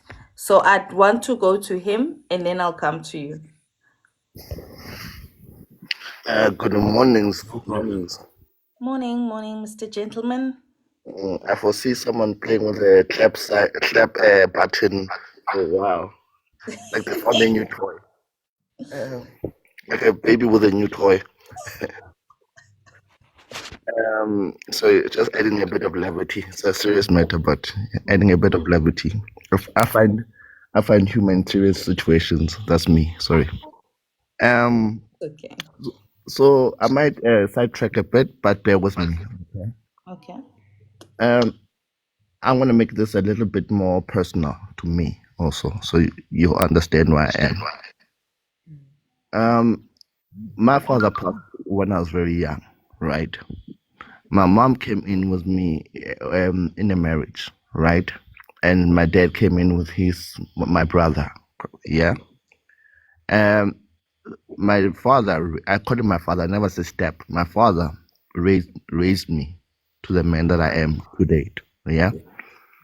Um, and to the point whereby Wangenzeli Mbeleko, I even changed my surname to his surname to be able to participate in the traditional elements of the family. You understand? So it was a thing that there was no step. It was my father as a black African man. He raised me. He raised me. I don't want to say groomed, but Sorry, stop. Siswan, please mute me because I'm here with my baby. She's busy. It's gonna make noise No problem. disturbance. Yes. All right. Thank you. There you go. We can Mm, continue. yes. So thank you for that. Now he raised me to a certain point in life whereby I'm self-sustaining and all of that. Okay. Now, going into my parents got divorced. Yeah. The the challenge now came in when he started being with this other lady. These other ladies, they had kids. They have two kids together. Yeah. And to date, I'll tell you, I do not know my siblings. I do not know. They are younger. They are young. They're basically they're like 14. The one is 13. The other one is 10. You know. But I do not know my siblings. Okay. Only my younger brother has more connection to them as to you know. Um, and that came down to the lady that he dated. Not dated, got married to after my mother, whereby she created divisions within the family structure to say you cannot spend time with A and whatnot, because to be honest, my father is a relatively successful man, yeah, and compared to my siblings, me, I was always the one to not care about the financial aspect of things. I was more worried about you raised me in a certain manner as a man to speak the truth when the truth is needed, and the truth needs to be told when it needs to be told. I do not succumb to yes sir all the time. I will talk my truth as your son respectfully, and you'll decide accordingly. Yeah. So moving forward, this lady passed. Yeah. And my father is currently maybe here dating another woman. yeah, with another child who has a child, yeah. And the siblings, my younger siblings, as much as I'm not part of their lives as much, do not like this lady whatsoever, you know, because of the ways of certain reasons. She was the mother's friend and she came into the relationship. And the kids see the truth, unfortunately, you know. So, my point in this is that sometimes we also need to protect the freeloaders. So, I call kids freeloaders. It's my way. I was a freeloader myself. So we need to protect kids' emotional well-being as much as we want to be blended families, and we need to protect them in a right manner and bring them into this marriage, into this blendedness, in a manner that is fair to them also, and transition them very carefully and not just dump, because sometimes we fall in love with people, and that in that falling in love with people we neglect the emotions of the other people involved. It's not saying that do not blend the families together. Some blends do not work very well together, unfortunately, um, and it's the reality of life, you know. There's truths of life and there's the non-truths of life. But my thing is this: is that we need to just evaluate who we are at the point. Because Nami, as myself, as Ngimdala so, well, I don't have kids, sensitive issue, but my woman has kids too. Yeah, and we dated a year and a half before I could meet her kids, and before she introduced me bit by bit, you know, until the kids understood that me and the mother are together, and I'm not trying to replace the father. And the father respects me enough to say, okay, bro, if you're fetching my kids, let me know, and if you're fetching my kids from school, let me know, and we can communicate accordingly, you know. And there's a synergy there's a respectful synergy there altogether. Because now also when we fight on the other end, it's going to impact on this end, True. you Wow. know. Wow. I think and it's what I was saying earlier, Gutsi. When you know how your upbringing impacted you, then you know what you need to do right when you're getting into a relationship yourself. And I think that unity that you are bringing into your family now is due to the fact that you know the role a step parent plays in a relationship and how your stepmom broke your relationship with your dad. And now today you are that dad that's saying, not to my stepchildren, that's not going to happen. I will make sure that I have good relationships. And it goes back to what Uncle B was saying as well, that it is it is up to you to love those children and be there for those children. And I know some people say, but I think someone asked, does a step parents have to love their step kids? You're not just going to love them on the go like that. When I started the live, I did say you will love your partner and you will grow to love your kids. But the thing that you need to do, and I think this is what people fail to do, is to introspect and say, am I capable to raise a blended family? Do I have the capabilities emotionally, mentally, and physically to do it? Number two, am I actually, will I be able to survive in this type of blended family? Because blended families are different. For example, gentleman's situation was that the stepdad actually took him in as his own son and he became the stepdad's son. But when I come into this relationship, I come into this relationship and say, no, actually, this one you didn't give birth to. But this man had already accepted gentleman as his son, that's why he even went and did all the rituals that he needed to do to ensure that two gentlemen takes a surname. Now I come in and I want to break that bond. That bond that has been identified and all the work has been done to ensure that I get introduced into that family. We really need to know or introspect. And I even said, on top of that, as the person now who is the parent, the biological parent who's bringing in the partner, suss your partner out. If your partner is for division, then that person is not the person that's meant to be in your family. Because That, now you've got a family that's broken into three pieces. There's you, there's your brother from the marriage, and then there's the kids from the second marriage, and now there's gonna be kids if there's no kids already in the third marriage. It's just to chime in a little bit there, the one element I did not want to, it might add a little bit of salt to the situation.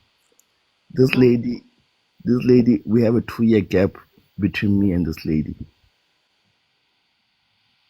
the new partner. Well, she's daily departed. She's gone to the ancestors, but she's deceased. But there was a 2 year gap between me and her. She'll be 43 this year. I'm 41. She'll be 43 this year.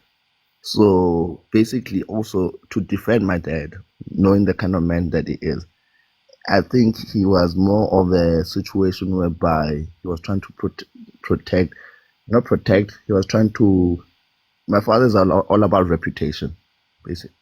He was trying to protect the reputation between me and this girl, and the things that I might know. Me and I'm just saying, you know. I get it. Yeah. I mean, my youngest brother, is I want, and this is a topic. I think this is a topic you can discuss on a while. Sorry, I'm going off track for a little bit. How men, older men, when they marry these young women, can break families. But anyway, going back to that, to the current situation. My younger brother, his daughter calls my 9-year-old brother Malome, and there's a 4 year gap.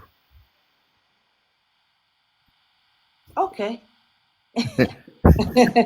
Yeah, it was to protect the wife. But I think that is a topic for another day, where dating someone younger after a marriage, what that does to your family. It's a lot. It's convoluted, if I can put it that way. Can I move on to Josie, gentlemen? And Have a then good one. we'll go to Rahadi Lerato after Josie, and then we'll just do one round of everybody giving in their inputs, then I close. But it's a lot, and it just shows how complicated these situations can be. And that's why I was saying that these relationships between step parents, bio parents, how they affect the children, it's critical, because children need a healthy home environment. How am I even a child if my stepmom is my age mate? I that's another twist to to this topic. Hi, Josie. How are you? I am okay. I'm okay. Hmm. I'd just like to thank you all for. Actually, I'd like to thank myself for entering this panel because, like, I'm actually in quite the same situation that y'all talking about here. Hmm. Uh, Me and my girlfriend been dating for like 3 years now. Found her with a kid, so it wasn't easy for me to just get there and get to know the kid. So it took time. What I can say, it took time, and I would like to reprimand, actually say thank you to the gents here and Boss B. You say hey, Uncle B. I'm saying he's Boss B, because like no, each and every man, like us as men, I feel like us as men are like lacking these days. Because if we lacking, the future generation is obviously gonna be lacking as well. Because these days, what you see is that kids these days tend to. I saw this video on Facebook last time. This boy was actually manhandling his grandma. Oh, That shows that there's a person that was missing for this boy at the time. He didn't get the proper guidance. No one taught him that a woman should be treated this way. So I say thank you to the gents here who know how to be a man, who know how to man up to everything. Because after me and my girlfriend started dating, mhm. things weren't always good. But then the kid actually came around for me. Like, I saw, even though I'm not his dad, and he's still too young. He doesn't call me by dad or anything. He calls me by my nickname because of his mom. His mom always called me Josie, so he'd be like, "Where is Josie? Josie?" Everything like that. So I'm like, shows that there's a positive act that I'm doing towards this kid. I literally have to like guide him in the right position, in the right path, so that he knows that this life isn't only about him. And you're not in this life forever. You here on borrowed time. That's the truth. We all here on borrowed time. And if you don't make the most of it, I promise you, once you did, I don't think there will be anyone who'll be missing you. Cause you can't just take someone else a step daughter for instead. Cause I have a daughter now with my girlfriend. I don't expect someone else who will come in the picture to take care of my daughter any differently than I am. I expect him to raise the bar. I expect him to do it better than I am, actually, to get me to pull up my socks. Yeah. So that I show my daughter that this is how a lady should be treated. This is how a lady should be talked to. Without that, I ain't got no further words but to say thank y'all. Yes, like this panel just made my day, Vandag. Thank y'all, guys. This You panel made my rhyming. day. But you rhyming. Nah, Rap. no, Some it's not. bars in there. It's nah, but the problem is that there are a lot of boys who are lost, Absolutely. and I feel like it needs us as men to come together first and show these young boys how it's done. Because if you don't do that, I feel sorry for the future generation, actually, if you don't do that. And I think at this time, it's a critical point. It's a very critical point because women are being killed, boys are stabbing each other. There's a whole lot of violence going on, which is caused by only one main role, a missing father. Because without the head of a household, the house won't be stable. True. The house won't have any foundation. It won't have any direction. So women can't even. I'm not biased or anything, but no woman can raise a man. That's the truth. That's the honest truth. No woman can raise a man. Only a man can raise a man, cause he been through it. He knows what it's like to be bullied on. He knows what it's like to be teased, to be done all those bad things, but then he stuck it up. Yeah. And for a man like me, let me not call myself a man because I think I'm still young, but I am a man because like yonke into lana ishaya khona the way ngiyifuna ngakhona. Because angeke ukhulisa umntana omunye umuntu ngathi akuso wakho kube uthanda umamakhe. Ma uthanda umamakhe thanda nomthwalo yakhe. Unakekela umamakhe unakekele nomthwalo wakhona. Because leyo mithwalo kusasa iyoba ikhipha wena ebantwini. Iyoba iziqhenya ngawe ebantwini. Nangu babami. Noma niyi-2 naba babami la. Ngibonga bona labantu laba. So I think we need to like get more men like Boss B in this world because we really are lacking. We really are lacking. Thank you. Sure, Josie. I think you've thrown in some real golden nuggets there in terms of just parenting and step parenting, and also from a father's perspective. To hear it from a young gentleman, it's quite heartwarming for me, because at least we see that there is hope, for the future, that something positive is going to come out of these conversations.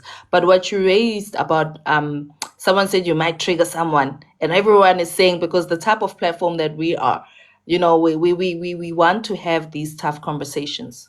We're not brushing the surface. When you say a boy child needs a father figure, because there are certain parts that a woman cannot reach. Facts. And that is facts. That is Yeah. fact. Just like a boy also needs their mom so that they can teach them to be sensitive, to be loving, to be kind, to be soft and gentle, so that they know how to treat their wives. Because the reality is a girl child learns how to be treated by a man from their father. They learn how to Actually. respect a man from their father. Just like a boy child knows how to treat a woman from how they treated their mom and how, the relationship that they had with their mom. Oftentimes, you even hear, and I'm not saying this is Bible, please, but what I know for sure is that they are. Just lost my train of thought. Someone wrote feminists here, and then I lost my train of thought. But what I'm saying is that a boy child that does not have a good relationship with their mother, when they grow up, usually do not turn out to be great partners or are not sure how to be great partners, even if they want to.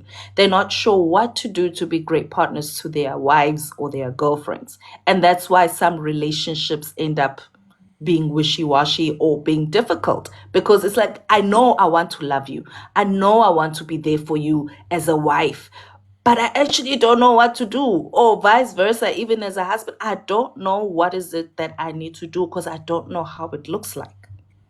And actually, for a man to have a wife, he should know that that wife is also his mother. Absolutely. That person is not just his wife. She's also his mother. Because if you're a man and you haven't got the love of a mother, you're not gonna give any love in this world. Mm, Because the only person that can teach a boy how to love, you right, it's a woman. mm, It's their mother. Because there's no love that's stronger than a mother's love. mm, There's no love that's stronger than a mother's love. A mother's love is unconditional, and a boy that lacks that and lacks discipline from his father, he's going to run. mm, Like he's a ticking bomb walking down the streets, not knowing what's going to happen next. So I mm, really think that we should all like kind of help out each other, even though it's not like you're gonna walk out the street and find someone walking there and be like, "Are you okay?" now?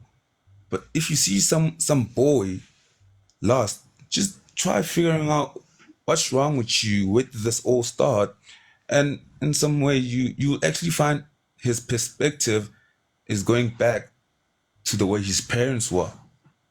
mm, mm, Because if a boy is raised in an unfit home, obviously he's gonna be an unfit dad, an unfit husband, an unfit friend, mm, because he's not loyal to the cause of what he's trying to build. He never saw that from where he came from. So we all just gotta like help each other, help men. I think like your women are strong enough to help the men out here. There's no woman that cannot help a man. Y'all are special. That's one thing. Y'all are special. mm, Y'all are special. Y'all can do.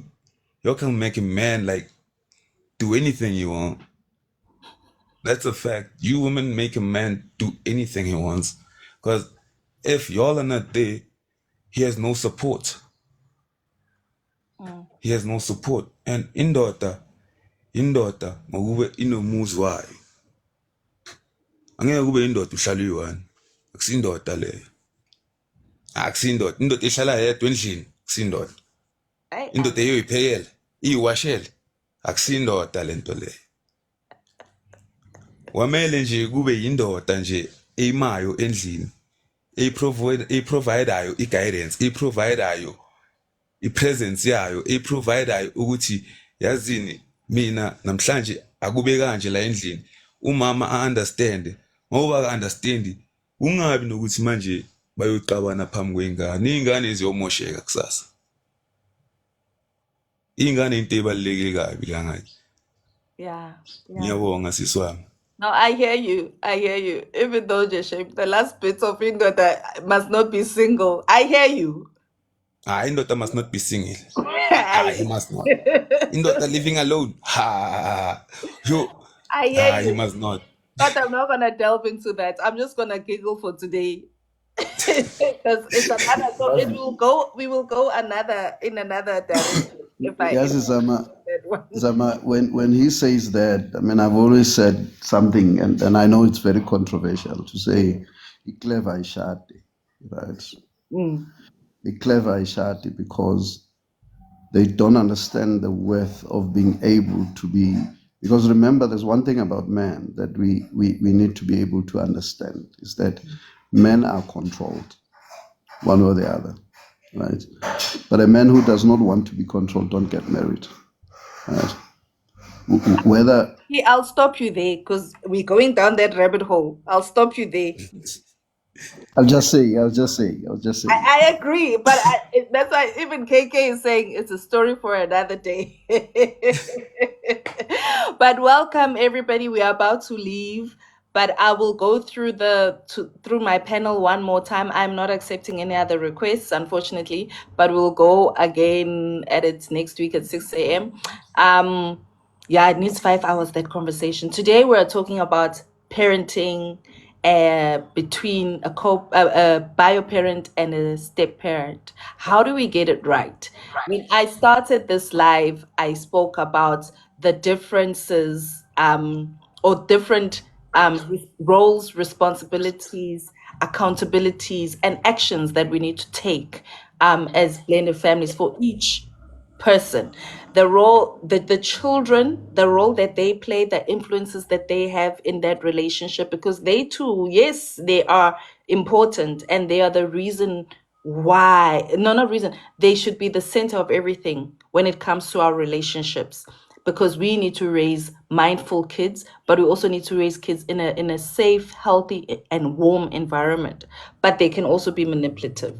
They can also see the cracks and take advantage of those cracks in the relationship. But how do you deal with that as parents, right?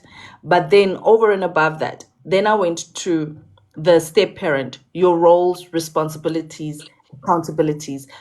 Why should you be getting into the relationship in the first place? Because you're not getting in a relationship because the person has children. That is one thing that we need to note. You find out that they have children, do the work. Don't just be consumed by love, because love alone does not sustain a relationship. Then I went to the bio parent who has chosen to be in a relationship with a new person. Their roles, their responsibilities, their accountabilities. I'm not going to go into that. And then the last one, I went to the X and spoke about the X as well. Same thing, the boundaries that you need to have, what you need to really internalize, look into how do you put your children first in this type of relationship and family environment. Last but not least, what I went through is that you cannot totally negate the X as if they don't exist at all, because they are needed. They are the child's parent. Like Josie was saying, like Gentleman was saying, Uncle B said the same thing. Usis Lindo says the same thing. Rahadi, we're coming to you, you know. But they all mention the same thing, that that relationship is the importance of that relationship, because you're raising children together. Things change sometimes, you know. Schools need to be changed, finances need to change. Maybe a person lose their job, a person needs to relocate. All those things, they require constant, or let me not say constant, but they require some level of communication with the ex to see now how do we continue to co-parent after these changes have taken place. It's important for us to take note of this. This is why I have this topic today, so that we can start thinking about the roles that we have, thinking about what we need to do, thinking about whether or not are we actually set up for this? Am I actually in the right relationship with the right person? Have I gotten myself now as a step parent into the right relationship with the right people? The children play a role, your partner plays a role, because there are boundaries that they need to put in to protect you. Their ex plays a role, so you need to know, this person, is she or he the type of person that I want in my life? Because time and time again they will pop in. Because imagine if you're saying this person, you erasing them completely, it means that When your child graduates, what do you do? When it's your child's matric dance, what do you do? When your child gets married, what do you do? When you have to do your child's events like omemulo, like christening and so on, what do you do? It's important for us to have a good relationship with each other. Otherwise, it just brings in a lot of complexities and it actually ends up hurting our children. If you don't love or acknowledge or give my children their space in your life as my partner, especially when we are married, then you're not giving me space. Because yes, I am not my children, but my children are me. I don't know whether I'm making sense when I'm saying this. Rahadi, I'm gonna come to you and then we'll do just one round. I'm giving each person I'll give Rahadi a bit more time, and then everyone after that, I'll give them about a minute and a half to just give us their last. I'm sorry, but then guys, I have to leave. I'm sorry. I enjoyed this panel for a few minutes that I had. Thank you very much. Thank you. Thank you. You made my day. Please just follow back, y'all. Follow back, please. Definitely. Bye. Please join us next week again and tomorrow at 1 o'clock. We live Oh, again tomorrow 1 o'clock. Yeah. But okay, no problem. Uncle B, so just follow Boss B, follow him, and Danko. then you'll see him when he starts his live tomorrow around 1 o'clock. All righty, Danko. Rakadi. Good morning. I miss those days when our live would end at midday, even though we planned it to end at 8. Yeah. Especially because we have new people on the panel, we're getting new perspectives, and it's a beautiful Right, thing for us. right. But yeah, but I also understand that we are in the process of acquiring a radio station, and therefore we must practice keeping to time. So, My new toy. exactly, because this topic would be cut to an hour, and then for the next hour you'll be on something and you'll be playing music in between. You know, So we have to practice to keep it to the point. But this topic today, especially when we were talking about the belief that no man or no woman should raise my child. um, it's really sad to think about it. For me, thinking back, that was 2 years of the 6 years of my divorce. So the first 2 years, it was the subconscious belief that my ex had that he doesn't want anybody to raise that child. So literally, we ended up fighting for no reason in court, fighting for custody. And these are the things that you only realize later, like after 2 years, that this person is just thinking. You find another person that you go into partner with, and they go in to replace them as a father. So I guess sometimes it's also because we don't know what it means for us to be parents. Because for you to parent a child, it has nothing to do with many other relationships. If you look at some nucleus families that never separated, but you find that one of the parents is actually not there emotionally to raise those children. And sometimes they are so separated that there are no role models. And you'd find that the father is literally the hoho of the family. So we only call upon the father if they have to come and discipline, shut down some systems, make us change our ways. And that there might not even be a relationship that is built with that father, because we only call upon the father when there's a mistake or they have to come and change behavior. And so I guess for us, when we are in nucleus relationships, in blended families or blended relationships at times, it's also to recognize that we need boundaries, guys. We really need boundaries, because we also have to be intentional. Who do you come into this partnership as? I know with my ex step kids, I was clear that I'm coming through as an aunt. I'm not going to replace their other parent. And I made it clear to their father that I am not here to replace their parent. But I also am aware that I think what Uncle B was saying when he was talking about her daughter not speaking to her even on the corridor, because we understand that with children they don't know how to regulate their emotions, but as parents can we learn how to regulate our emotions. It was beautiful to also learn about your transition from unregulated to regulated, where you are, eventually you grounded to know that we can never replace you as the biological parent of that child. It doesn't matter how, as aunts, we are there, but sometimes we need the aunts to come and help us, because it takes a village for a child to grow. And yes, some people come into our children's lives to entice them and impress them because they want to be liked, but children do grow up to know who we are as individuals. And another thing that we spoke about earlier was talking about the other parent, especially talking bad about the other parent to the children. The sad part about it, what we don't realize is we make the child take sides, but we also push the child to hate part of themselves because the other parent is them. You know that thing that they look in the mirror and they see the other parent when they're looking at themselves? They also see you. So the bad things about the other parent that they're associated with, that they're blood with, every time we hammer it, we must remember that that child starts the self-hate.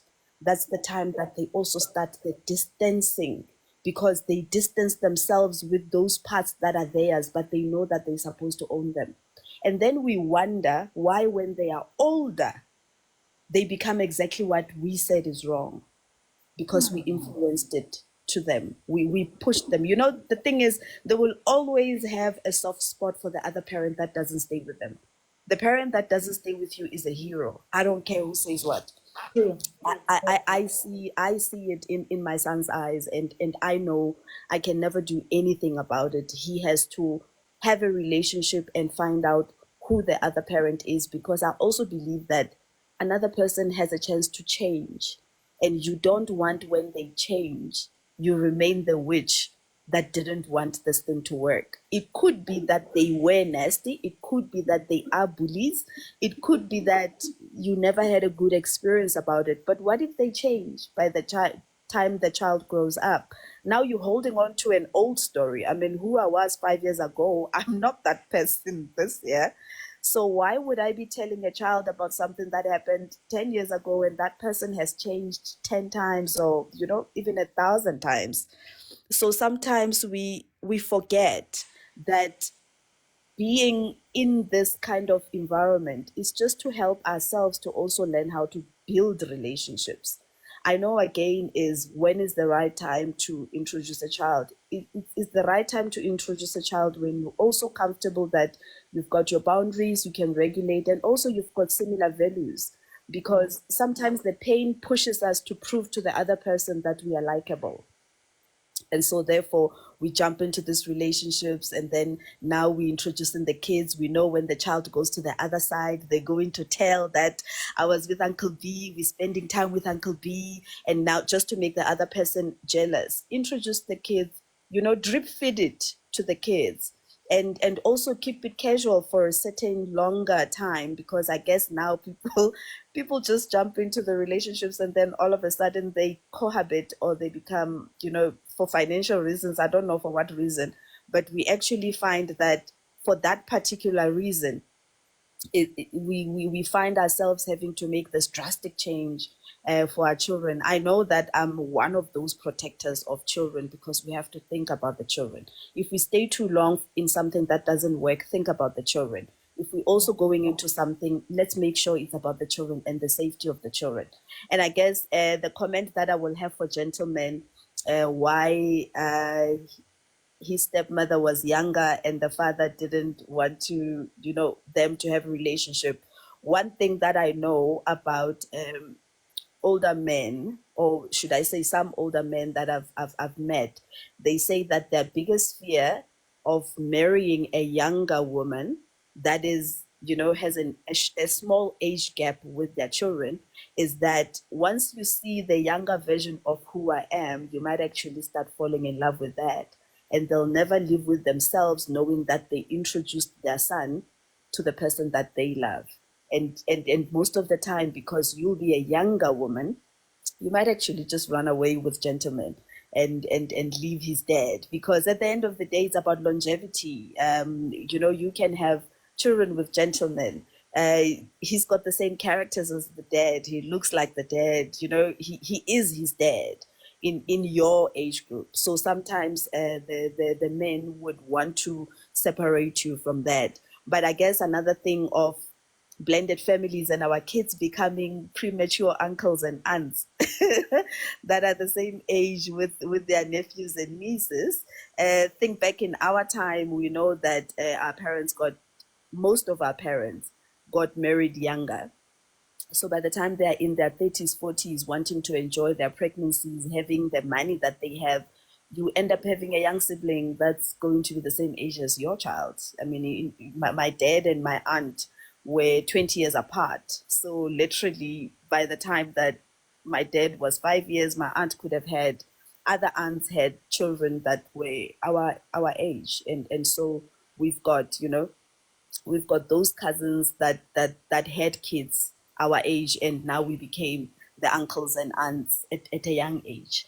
And I guess maybe you're going to repeat this topic again sometime soon, where we have time, because it will be really interesting, where we groom each other, we support each other, we nurture, because we need to build a different future. Reynald asked a question earlier to say, what do you do when a step parent is abusive to the children? You get them arrested.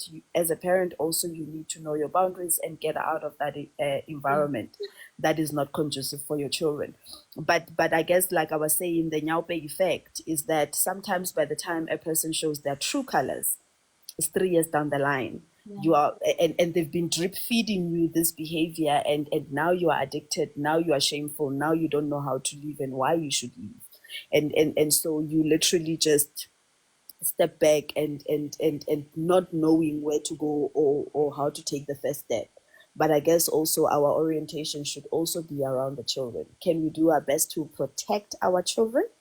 Can we also do our best to protect ourselves? But also, let's have an open communication, because sometimes our children have, that instinct that children have, whether they, and sometimes that sixth sense that children have, we also need to make sure that we listen to them when it comes to that, because chances are your child told you that we actually don't like Uncle B. I don't know, mommy. There's just something about him. I don't know. And these kids these days, they go like, he's creepy or something. Like, especially for people that are just having that vibe, and children know that vibe. And so when we block that vibe before we actually know this person, we might find ourselves also in a jinx, like Reynald was saying.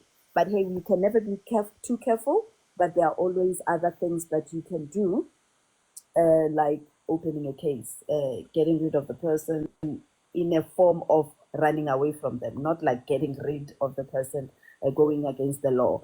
But we do understand when such things do happen.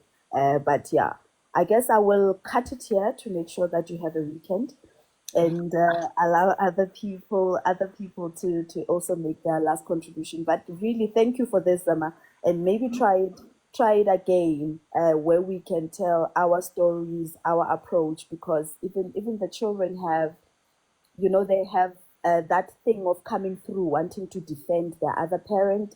Sometimes they haven't resolved the issues that they have with the divorce or the separation of their parents. And all children, we know they want their parents to be together. So some of those initiatives that they make is out of their own goodwill.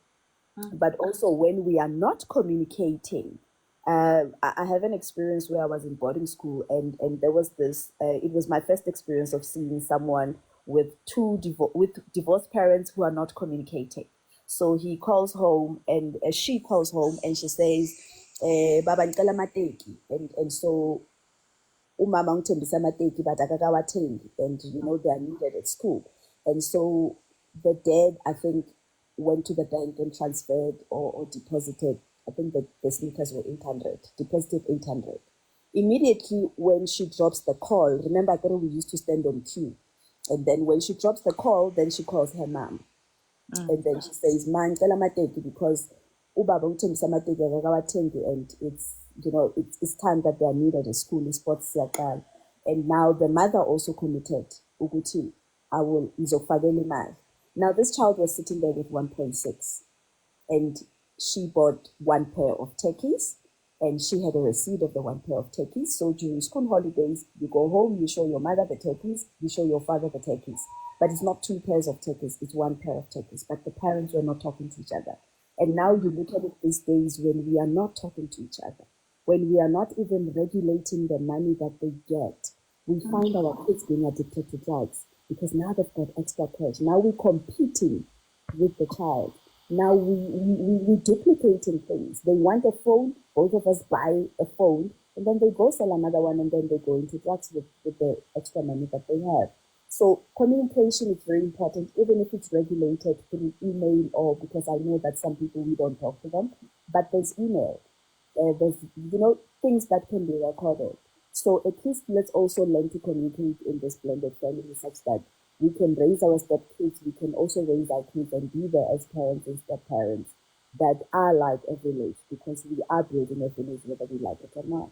And this is one big village that's going to go on for a while until such time we can nip it in the back and go back to the nuclear families. But yeah, I'll end it here. Thanks, Thank Emma, you. for today. Sorry, just to chime in, Mrs. Lerato, on lack of communication on both sides. I won amateki. On my little brother, it was a C63. Whoa. As a 20, Sunday, he's 32 now. So how old was he then? 25. So my brother, I'm intelligent, but my brother was intelligent, much more intelligent. He's much more intelligent than I am. He's a stupid intelligent, if you know what I mean. So my dad, I wanted this thing of buying kids certain things out of divorce and out of guilt is very bad. Now, what my dad, it was 2010 when they divorced with my mom, and my brother was leaving in high school at around that time. My father bought him Escoroco. That's when Escoroco was coming out at that time, around that time. The VW Scirocco. So my brother went to varsity, WCT, didn't finish, only submitted in the 1 year he was there, only submitted 3 assignments. But anyway, my brother being my brother, my dad's company closed in Cape Town. My brother being my brother, it's like, hey, Chief Beggar, Tati Mota Yamle, Mina, Zotata this company car. It was the C63 and whatnot. So my mother is a very frugal woman. Actually, how are you going to give a 25-year-old, 26-year-old a 663 angasebenzi? A middle to upper management car? But anyway, that's another story for another day. Sure. And it just makes them, because like I was saying earlier, that the kids will see the cracks and they'll take advantage of those cracks. And most times it's to their own detriment. Because I'm telling you, once you start living a life like that, some people even need direction because everything comes easy. I can just manipulate here, manipulate there, get what I want. So why do I need to work hard? Ubabu khona uma ukhona, they'll give me what I need. Ngicela ungena so I can go first in 1 minute in your case. Yeah. Because my mom, ngifake my mom intercom, intercom with of a cell phone. She's been playing with it now, so it's ringing hectically on my phone. So no, because I'm connected and she also connected. So every time someone rings at her door, she's been playing with it, and now I get feedbacks. Now my feedback. Anyway, I need to go and sort out some things there. Ngiyobona umama, ngiyomdala ngingaka. Anyway, Sweet. my thing is here, ladies and gentlemen, also is that we may one thing in ourselves also we must consider that there's a saying, it takes a village to raise a child, correct? Mm. But at the end of the day, sometimes we may be raising the village idiot. So we mustn't take it personally. It comes down to their own persona, Mm. you know. Um, the village has raised the village idiot, you know. And then we need to come to a point whereby we understand who we are and our emotional EQ and IQ, whatever, all that terminology, because we are running around wounded, and our wounds, we are all in ourselves. We are adding more salt to it, Mm. and we need to come to a point also. We need to be able to take criticism, and criticism does not say that people are going against you. I always say this. I wrote this in this Lento type. I wrote this. When someone, whether good or bad, I always say this to them. Thank you for loving me enough to tell me the truth about myself. It's called feedback. Mm. And we're not able to take feedback as people. We put up a wall that is a very defensive and high wall to the current situation at hand. And those boundaries, and then we create negative boundaries. There's positive boundaries and there's negative boundaries. And those negative boundaries, what's that? Those negative boundaries filter into the relationships that we want to have in within the step and the father or the mother or the stepmother, and into the child. Mm. And it's a trickle down effect. Thank you very much. I'm not trying to be smart. I guess smarty, but I can live with a life. No. Like, but we hear you because you really making some valid points there. These relationships are important, and some of these walls that no one can even look through, that people build, they're also just based on ego as well. Just to protect your ego. They actually have nothing to do with your partner, the children, the relationship. It's just got to do with the person's ego. And I think I've said this before in one of my posts. We need to learn to put our egos aside, because that is what actually ends up breaking some relationships that could be very strong and beautiful relationships, but we let our ego stand in the way. There is no relationship, not one relationship, that goes without challenge. Blended families are a challenge on their own, yes, but each and every relationship, whether blended or not, has its own umthwalo, its own challenge that one needs to just know and understand and accept that I'm going to deal with this. Ukuthi lo mthwalo lo engibhekene nawo manje ngizodeala nawo and I will accept it. But in accepting it, make sure you do the right thing. Don't go around stepping on toes, hurting people in the process. Oh, sorry, tell Musa. Put Musa. Or I must send him what? What? Send me that one, uncle. Sorry, I don't understand. Oh, I love. he's gifting you with gifts. It's Oh, sorry. yeah, it's Sorry, not no no no Zama. I Emma. think he says he's reading what he has actually written, right? And I Oh, think that can you mute Lindo? Lindo, your freeloader is making noise. let me mute her. I've muted you. Continue. Yeah, I I think, like me, I think he always writes under inspiration, right? Am I right, gentlemen? Sorry.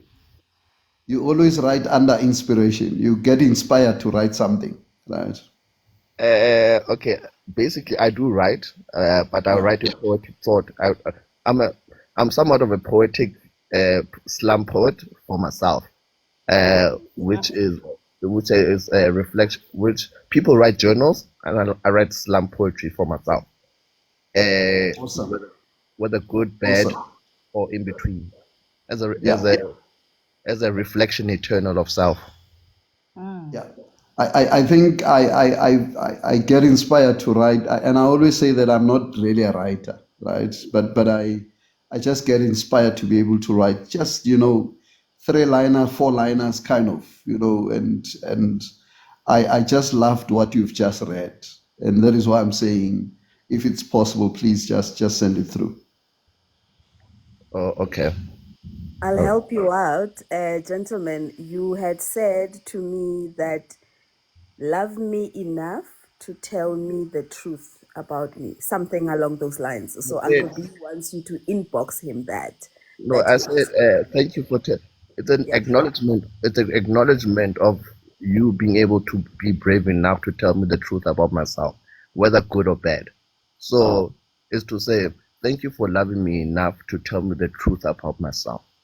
Thank you for loving me. Ish, I don't have my pen today. Thank you for loving me enough to tell me the truth about myself. Yeah. Right. And Good. at the end of the day, ladies and gentlemen, remember this: the physical universe rewards action and not thought. As much as we may talk about it right now and whatnot, you unless you put it into action, ayakho ke le. All in vain. Yeah, true. True. Action speaks louder, they always say. And there's a reason for that. And then one last sorry, and then Convo with Sis Mimi. Thank you for the gift.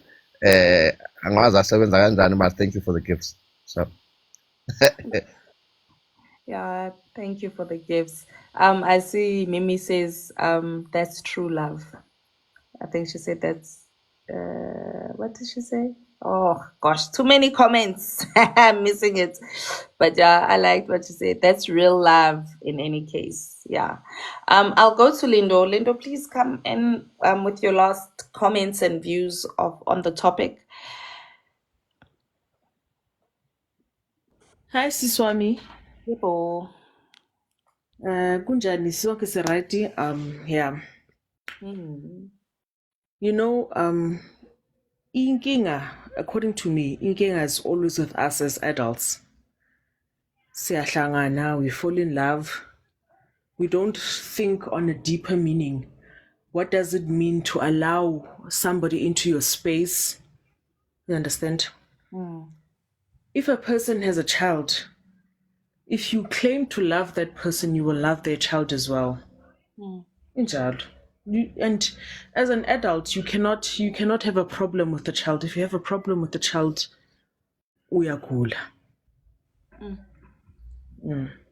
Plain and simple. Plain and simple, uyagula. And then also as well, let's try to be the best versions of ourselves as parents and as step parents as well.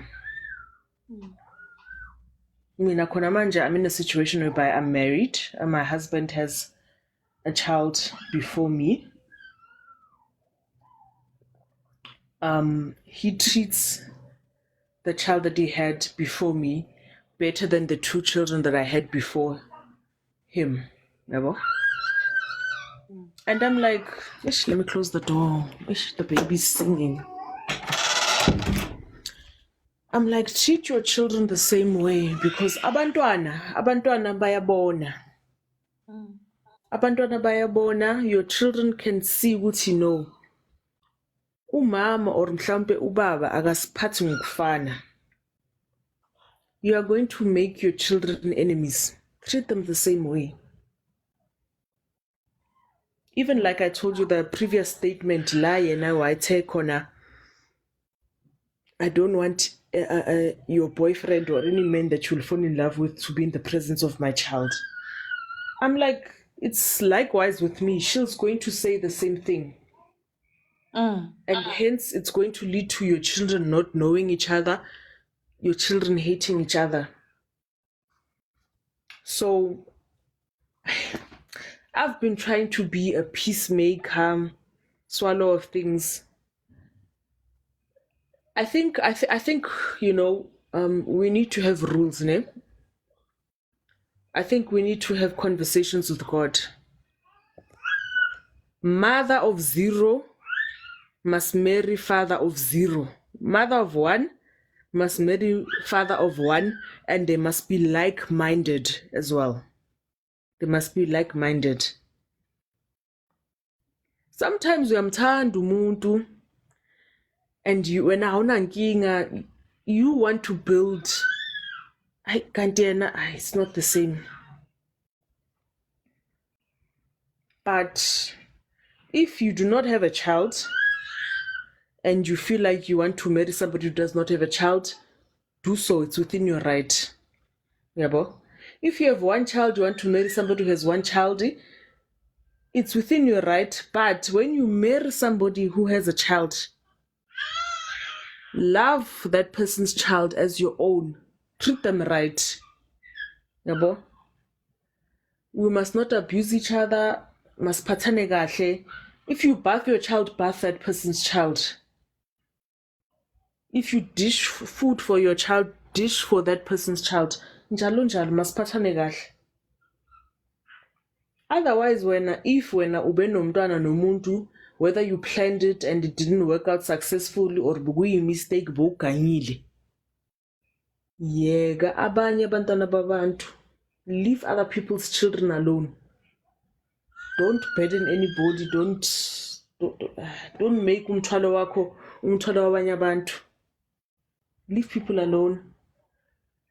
I just wish ukuthi there could be like an application whereby we could meet in like-mindedness so that we can make life simpler. Life is hard. Yeah, life is hard. I wish there could be an application where we could meet each other in like-mindedness and say, this is what I want. The other one also says, this is what I want. We meet. But unfortunately, impilo ayikho kanjalo. It's unfortunate. Iyaqhubeka, but yeah. Oh, every man for himself and God for us all. Sure. That's my speak, my sister. Sure, that's deep. That's really, really deep. I think it's a tough one, you know what you're saying, and I understand where that statement comes from. Leyoguts, you know what? No children must marry no children. One child must marry one child. But I hear you and I understand where that comes from. But I think the last part where you said like-mindedness is more important. Why I say this is because you can still have one child each, but your mindset is different. So you'll still treat each child differently. It's the like-mindedness and having the same goal. And like Ulerato was saying, I said it earlier, but I think Ulerato put it nicely, and I think I won't put it exactly the way she did, where she said a person will do it like will come in like a drip, you know, in small drips. Angena kancane, nalo mqondo wakho ungasili.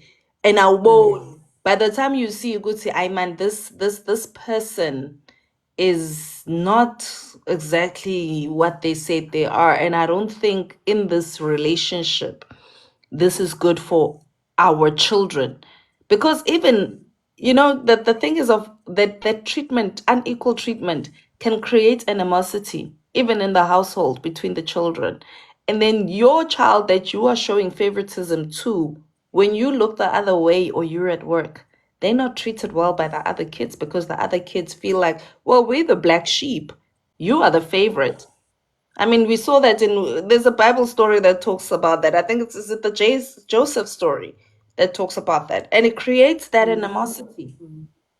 It creates that, and your child is now treated differently to other children. So you may think, oh, I'm giving my child the best and not this one.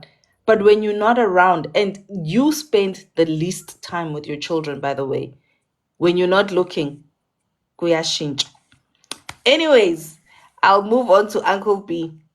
And Uncle B, I want you to just add on. I think I loved what a gentleman said. I think his name is very well suited as well. You know, the way he speaks, the way he articulates himself, his vision about love, life, and blended families. I found that quite refreshing as well, you know, just to hear his perspective. And I can tell that him and Chase, me and names. You know, it's nice to hear young gentlemen speaking positively about co-parenting and blended Strozy, families. Strozy, my sister Strozy. I think you meant to say Strozy. I'm gonna switch off my mic. Ushozi, yes. Yeah. Amagama. If I don't write them down, I don't remember them. If I don't say them 5 times, I don't remember them. But yeah, Ustos, it's so refreshing to hear young gentlemen having a positive view about life and blended families, especially when they are in blended families, because a lot of people get themselves into blended families, but they don't actually even know what they're doing there. And I think that's where it starts, where a person doesn't know why I'm here. Bona nje umuntu ubona ukuthi hayi ngifuna ukujola nozama, and that's it. Ngeke uze ujole nozama uzame nengane uthi wena ufuna ukujola nozama, and that's it. It doesn't work that way. It doesn't work that way. And we must be able to love each other enough to be honest with each other and give a person that the real feedback about their actions. Obviously, knowing how to pitch that information, because it's how you tell someone something. But in true honesty, we need to be open and honest with our partners and ourselves with the situations that we're in. Because if they're not working for your children, then they're not working for you. Uncle B, I'm gonna come to you now. Are you coming to me now, or you're gonna come to me? Thank you, Gwen. Yeah, thank you so much, Sam, and Lindo Gushe, thank you so much, and the Arakadi as well. We bless the Lord for your wisdom, and no, hey, yeah, we. I just want to maintain my thoughts around being in a blended family. I think it becomes quite easier enough for anybody who's been born in a blended family to either become a better person more often than not than people who have never been raised in blended families. I don't know if I'm making sense. And you realize, Uti, when you look at how gentleman is, you also he has a background in terms of how he was actually treated by. Now, as a result, he would not even have a challenge to be able to then raise any other child who's not his own, right? But then also we need to be able to then begin to acknowledge the fact that raising a child who's not your own would also be very sensitive, even to what's your partner, or to you as well, or even your partner being able to raise your child, because there are also perceptions, right, that actually comes with it, right? But I'm saying people that have been raised there, it is always an advantage for them to be able to raise any other child. Now, and I'm saying this to also say the sensitivity that we have around your persons or exes, whatever, the sensitivity we have towards, good morning, Mtsweni, we have towards these children that are your wives or even your husbands, it could also be able to play a role in terms of the attitude that you actually have towards a child. And I'm saying it is of importance to be able to then hold a line of maturity as well. And I've seen that there's a gentleman, I just can't remember, and he says he's too immature for that, to be able to raise any other person's child. And I think and I wish at the age where Mutsuening, not Mutsuening,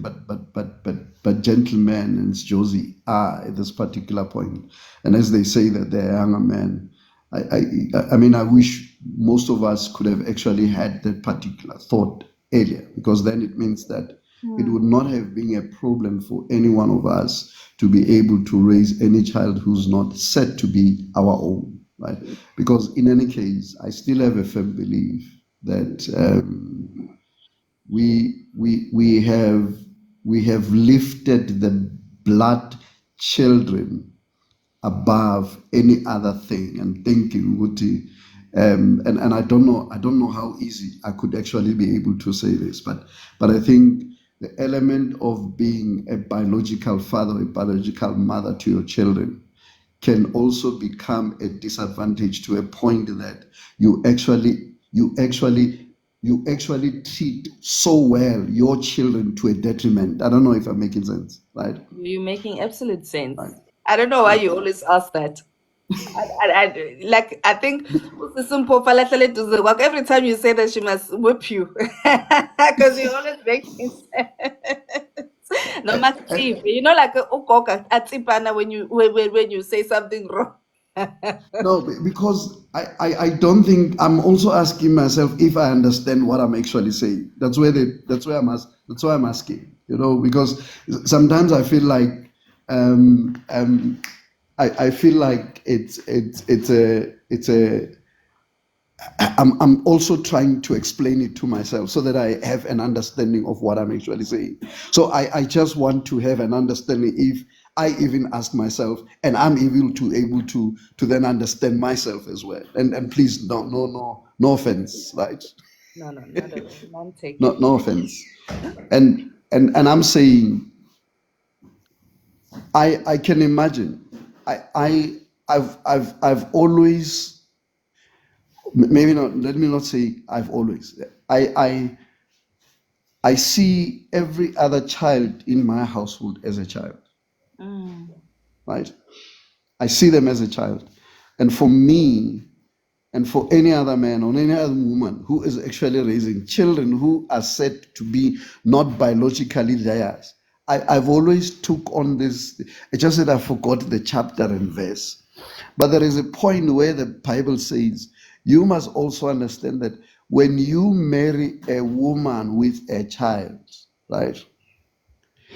One thing that the Bible actually says is that you must understand, Luguti, spiritually that particular child is actually yours, right? Whether you want it or you don't want it, whether you acknowledge it or you don't want to acknowledge it, because it says you can't sleep with the child while you are married to the mother. Am I? So I'm saying we need to have an understanding, Bana. uNkulunkulu understands ukuthi you are a father. Whether that particular child doesn't want to change his surname or her surname to yours, because somebody asked that particular question, right? And I always say, it is their choice to do that. It is not my choice to do that. And one thing that we need to be able to understand is that because it is their choice, we can't force them to actually change my surname. In actual fact, they'll always remember there was once Upapa B, or Uncle B, and whatsoever, and all those particular things. But I can tell you this much. What they will always be able to remember is the impact that you actually did. And let me say this as well. There are things that I would actually be able to do to my children, right? Or our children with my wife, right? And which I believe she might not like, or I might not like what she does to my child, right? But the truth of the matter is all that I do that would actually which will what is it we are triggered, or what is the word that we're triggered, okay, that will trigger her or trigger me in terms of how she actually treats my child. But does it make my wife to be a bad person? No. No, the most unfortunate thing is that we want to remember the things that the person did which are odd. And we forget even our own parents are actually doing the worst to us than the man that is actually raising us or the woman that is actually raising us. So we need to be, and the funny part is, with us growing, I think I've always said that I was also raised like I felt like I'm an orphan, and because I'm raised by a man who's not my dad, and a woman who's not actually my biological mother, And sometimes when I look at that and I begin to ask a question, how would it have been if I was raised by my mother or even my father? And I always say, no, no, no, no. I need to move away from that, because it means that I'm disadvantaging those that have actually raised me to actually find the element of being able to be proud that they've raised me, because I always look back at how my mother would have. I mean, when my mother had decided to, yeah, now she's going to take a leave of being absent in my life, over my life, including my dad, to be able to focus on the pain that they actually had, to a point that they become drunkards in a process. And yet there are people who took their time, their money, their time away from their or even their own children, to be able to get to the point where they actually raise me. And I'm saying we need to look at things, and I would, let me say this, I would not, as a father where I'm at, right, and as a mother where you would be, don't don't be don't be derailed by the thoughts that people are thinking ukuthi awuthandile abantwana, because sometimes people think like that. By the way, even in a relationship, do what is correct to raise this particular children, do what is right to be able to raise this particular children, and do and love them as much as you can. And by the way, it does not mean that if I love Usetu or I love my children in this particular house, it means ukuthi I will not be able to say to them what they are doing, it's actually wrong. In actual fact, it's a sign of love to be able to tell somebody to say what you're doing, it's actually not right. I don't know. I mean, there is also rebuke. That is why, even as husbands and wife, we are able to rebuke each other for doing something, because we love each other. So why would it be different for me to be able to then, or you rebuking your husband's daughter, right? And becoming wrong, you are saying to them they can't do what they're actually doing. You are the mother for whatever sake, right? You are the mother. You're actually the second mother to this particular child. And you must also be able to then begin to get to that level where you begin to treat these particular children with and listen, you can't just say because somebody is having a problem with how you actually dealing with this particular children, then you're letting everything else go. No, you can't. Remain a parent. Remain a parent, and let it be that you become consistent with that. Yeah. I don't know how to say this, but yeah, that's basically because I can imagine ukuthi, and Lindo, we you can marry, and I love how you said it when Asama, to be able to say, are we seeing things the way we actually do are supposed to, rather than the odd numbers or the numbers that are there. And I can imagine, even maybe at some point having kids, I would never had actually thought that I would want to get married to a woman who has kids, right? But today I'm comfortable over the fact that we are not going to have kids. With the children that we have, it's enough. I mean, we have shown ukuthi can we love this particular children? That's what I, and by the way, I don't think there's any reason to be able to prove ukuthi, by the way, you are a father by having a child over in a marriage that you're actually entering into. Maybe there's a purpose why you have actually met, not even about children,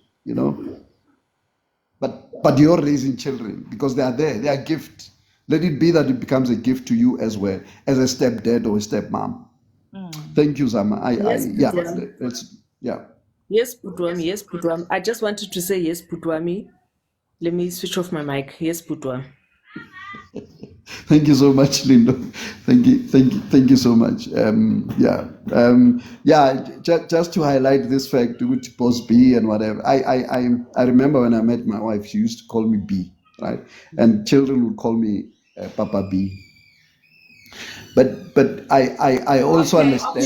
Sorry to interject. Let me interject. Okay, tell us the story about why was she calling you Boss B? We have to hear that story. As much as we No. are unpacking painful things and injustices, it's not a bad thing to hear something positive. Unpack how she calls you. Why does she call you by that name, my brother? Yeah, please. No, I was just no, no, no. I wanted to explain why is this it's Josie. I think you were saying Yeah, Boss B. my name should be Bosby, and I was trying to explain why the uncle part of it. But I also saying Uti, my wife herself would actually call me B. I mean, she would also, hi B, and and I think until a colleague of hers actually said to her, you know, I think you need to understand the name of your husband and what it actually means, right? Which means to bring back. And she said to her, call her by his full name, because there are things that need to be able to be brought back. I mean, in your life, and I did not mind that she calls me that, and even the children will call me Papa B. I mean, just to be able to say, this is our Papa, but different from our papas. This is Papa B. I mean, but now until my daughter came, I think at the time she was very young. She's now 12, and she says to them to say, don't you think that by calling her by name by Papa B, you're actually being disrespectful to her? Can't you call her? Can't you call him by him being Papa to you, not by his name? And then they stopped, right? And I'm just saying that yes, for I did not even mind. I did not even mind, but it was funny that my child did. But I wanted to explain to Josie to say the reason the uncle part, it's because I always believe that uncles and aunts, they carry so much wisdom, you know, and that is why I call people aunts and as well as uncles, because of the wisdom that they actually carry, nothing else. Yeah, thank you. Nice, beautifully put. Um, I really, Lerato Rkhadi, you want to put in your 1 minute? Hey, 1 minute. 1 minute to Uncle B is like 10 minutes. Okay. I wonder if your 1 minute is gonna be 1 minute. No, no, no. It's going to be 1 minute. It's Askis, going. Askis, I Askis. promise. I know, but it Tini, was I promise. we One needed that, minute. Uncle B. Yes. No, no, no. We needed it, Uncle Mm, B. We needed it. mm, And to add mm, onto Khaizediaka, Uncle B, and to respond to Lindo Kuhle. Yeah, to Lindo Kuhle, when she was saying Uguti, I think you explained it as like-mindedness. mm, And for her, she was just thinking, can we compare apples with apples? mm. Because, but I always say sometimes it's necessary to clarify the apples, because when we meet, and this is of course not directed to you, Lindo, directly, you are married, but I'm talking to people that are single, that are also going to want to do it again, you know, the single never been married and the single that are do-overs, because the one thing that probably killed most of us, is that we did not clarify it. Uncle B and you, Zama, will tell me what this verse is about, but Oh, she got a call. oh, sorry, Mm, it's called Habakkuk or Habakkuk. There's cook there, but it's 2 verse 2, where it says, write your vision down and make it clear. mm, And the writing it down sometimes is taking everything out that you want to see. Such no, Sonny, we're not opening cameras today, it's too early. They're writing it down such that you can also see it clearly, because we understand there are those people who come in sheepskin and they say we are like-minded, because you know, I always say to people, when a person says, Lerato, what do you want? Start by being as general as possible, such that you can see that when you say, I want a person that is like-minded, I like a person that reads. Another person might just think, I have a degree, so I read. But it's not the same as you thinking what reading is and what it does. Therefore, I want a person that reads. So sometimes writing it down is to make it clear to even yourself, so that a person that comes and joins this journey with you would also understand, because it will be clarified on both sides where you guys are going. Because it's easy to assume that you are like-minded, maybe by virtue of doing certain things together and in the same way. And then, like I was saying, 2 of the 6 years of my divorce, it was because of a phrase that I didn't know. It's very common in some parts of the country that no man will ever raise my child. So when we were fighting about that, it was not the phrase that came out. The phrase only came when mediators were putting us on the table to say, what is the actual problem? Because you've got access to your child. You can see this child anytime you want. You are contributing to this child. Only to find that the fear is that, do you understand? The like-mindedness was there. We understood that we can co-parent and we are cooperative, but now deep down in his subconscious, he was driven by a certain value that was not my value. So sometimes writing it down also takes you out of trouble, that if you're really clear that you only want them with one child, if you know that you're not mature enough, until you gain the maturity, stick to what you know and what you can handle and write it down such that it is clear for you, so that you know it's your prerequisite. You're not going to be confused. When someone says, I've got 3 kids, you say, oh, nice to know you. And then the coffee date is gone. And then you don't go for a lunch date and whatever. But if you want to be open-minded, then build it slowly, knowing that what it is that you said you want in that, because it confuses us when it comes to this blending. I think I was explaining to someone earlier who was saying you find that a person has got many kids, and some of us understood that because of the age you are getting married, you might not find people that are, childless, if you are childless. But quite frankly, if I had written it down and made it clear, it's only after I had left that relationship that I found actually there were other men who did not even have kids at that age that I thought they should be having 3 kids. So sometimes when you don't write it down, it doesn't come to you because you're not looking for that.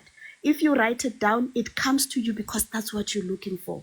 You will always find what you know, what you are looking for, and it will be drawn to you because you have defined it. When I tell people that are looking for a job, I say, write the job description of your new job, and then go and become that every day at your job for the next 3 months, so that when that interview comes, you are not thinking 30 times why you are such a good project manager, why you such a manager. Even if you're not managing anyone, there are people that you're working with, that you're sharing chores with or activities with in the office. And those are the people that you've delegated some of the parts. Even your manager, you delegate to your manager because they also approve certain things that you do. So that is also your way of delegating. But if you don't write it down, you can never see yourself in that position ever. You can never see yourself in that blended family. You can never see yourself in that role that you want to be in.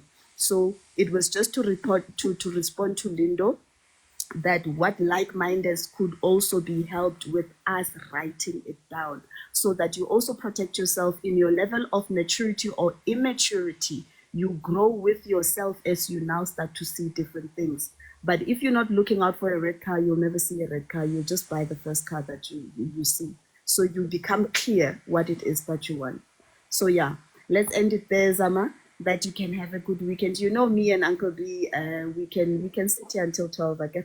And yeah, but all good. Thanks, my lovey. Thanks. If I don't drop off, I'm gonna come back. So I'm gonna drop off. Hey, Oslerato, before you drop off, Oslerato, thank you for the response. Ubanid, journaling. I'm also seeing a therapist. She's been speaking the most about journaling. I'm taking your advice. Le advice ya therapist to the fullest. Let's journal. But okay, also Arona, we say she's cutting this live at 8 o'clock. It's 16 minutes past 9. Let's allow her to rest. She has her responsibilities. She knows why she said 8 o'clock. Yeah, but you know what? I'm so grateful that I landed upon this discussion and I got to hear all of your takes, your views. Ga re tshwane, ge re le batho, ga re tshwane. we hear from each other, we grow, we learn from each other. I'm thankful to have landed here. But ke kopa gore let us allow ngicela sivumele usisi wethu ukuthi aphumule. Ushile nokuthi ngo-8 ufuna ukuyikhatha. Khona manje it's 9:15. Yeah. But ngiyanibonga nonke. Ngiyakubonga sisi wami for starting the live. All the contributors, I've learned a lot from you. You've also taught me another way yokucabanga. Ngiyanibonga. Thank you very much. Thank you, Sis Lindo. Thank you. No. Stand up for me. Let me go have my coffee. But thank you everyone for your contribution. I know William is itching, but William, icon, not today. I think next time just request early. What I will do, just for us to be able to conclude the conversation well, I think we all have experiences, ne? In blended families, but I want us to focus on the same topic but based on our experience. So perhaps next week Saturday at 6 a.m. we can just talk about our own personal experience in the relationships that we have, in terms of the relationship with you and your partner, the relationship with you and your partner's ex, how you've managed to make it work. How has your partner put up the right boundaries, so that your family, nuclear family, is protected from all the drama? But what boundaries does his ex or her ex have put in place that you have found that you need to respect? And maybe you found that it was a bit difficult for you, but over time you've managed to work through that. How have we worked through the complexities of those relationships? I think that's what we can talk about it to build on to the topic next week. I do really have to go. My feet are cold. I didn't even wear socks because I didn't want to be comfortable. My feet are cold. I didn't have coffee. I still need my cup because I'll make a cup of coffee before the live. Next thing, my coffee goes super cold because I am talking the entire time.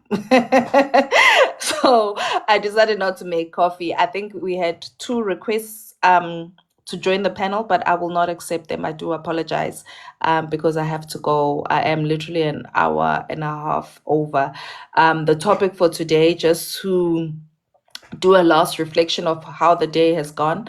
The topic was around the relationship between a step parent and a bio parent, but not only looking at the bio parent that is the ex, but looking at the bio parent as well that you are getting into a relationship with. What the different roles, responsibilities, accountabilities, and actions that each person plays in this relationship. I personally went into the topic of children and their influences, and how if your relationship is not strong and the foundations are not built right, how this could affect your children, but how your children can also influence certain things in your relationship, and how you need to work together to build that strong relationship so nothing comes in between that. But also talking to the relationship one should have with the children, the conversations you should have with your children, the roles in terms of unity and unifying everybody that each person plays in that, the respect and the boundaries that need to be put up, because you need to respect the others, they need to respect you in return. The love, the acceptance of the person that you are getting into a relationship with. Acknowledging that they have children. Acknowledging that if they have children, there's certain things that you need to love and accept about them, especially their children. If you don't love me, if you don't love my children, you don't love me. That's how I see it. If you can't accept my children, you don't accept me. And the other thing that I mentioned when I started the live was that, yes, we cry over the breakup, we stress over the breakup, but there's opportunities. In any difficult situation, there are opportunities. In that moment when you have broken up and you find yourself all alone, and maybe perhaps you're still in that situation where you're still single, you can actually work on yourself in that time. You can identify, where did I go wrong? How could have I done things differently? What can I do in my next relationship going forward? And when you meet someone, you can then evaluate that person as well. How will this person engage with my family? Will they get along with my child? Will they get along with my ex? Will they be able to build the family that I want to build? Because you must understand, getting into a relationship, you have, I always say it's somewhat of a calling being in a relationship, whether it's short term or long term, because there's a role you play, there's an influence you make. It's part and parcel of your journey, but you are part and parcel of someone's journey. What impact do you want to make in that moment when you are being brought into these families? What impact do I want to make as a biological parent in that family? Do I always want to be seen as the problem maker? And if maybe there are problems, and maybe I don't even see that I'm the problem, because sometimes we don't see, am I the drama? Am I the drama, Jesus? Who is the drama here, Jesus? Sometimes the drama is you, and sometimes you need to sit and reflect.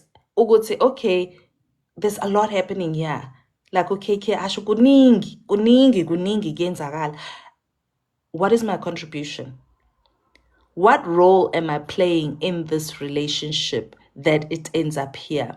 What powers do I have to change the situation? What little actions can I take so that there is more peace and less dysfunction in this family? We all have a role to play. We all have powers to change things. We also have the power of influence in these relationships. Each and every person, not just the mom, not just the dad, not just the parents, even now as a child. Because some of us, like for myself, I'm dealing with adult children. You know, how an adult child knows, they've processed their feelings, there's a lot that they understand. Us as adult children, some of us in our 40s, our parents are getting into new relationships, like Auntie Riri, who is a step grandparent, and she's saying it's tough. She's saying it's tough because it doesn't get easy. Auntie Riri has been saying, I'm a step grandparent, and it's not easy. Because some of us are 40 and our parents are getting into relationships.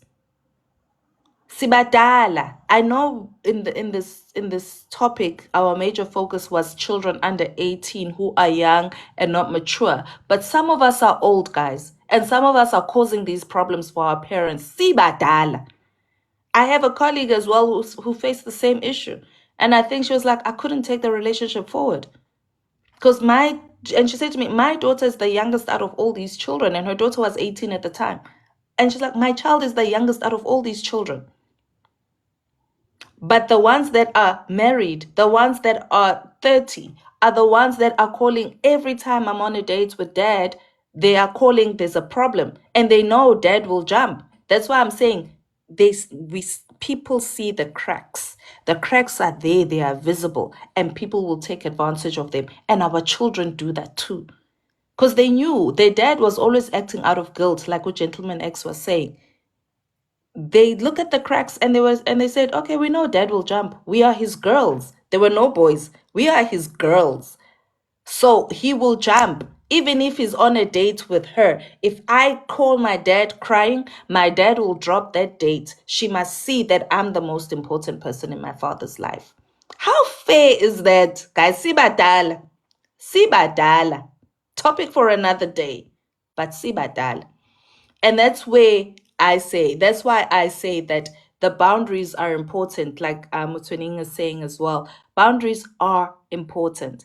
But when, as a person bringing umuntu into this relationship, assess yourself, assess your situation, assess the person that you're meeting. Now you've gotten to know this woman or this gentleman, and you see what type of person he is or she is.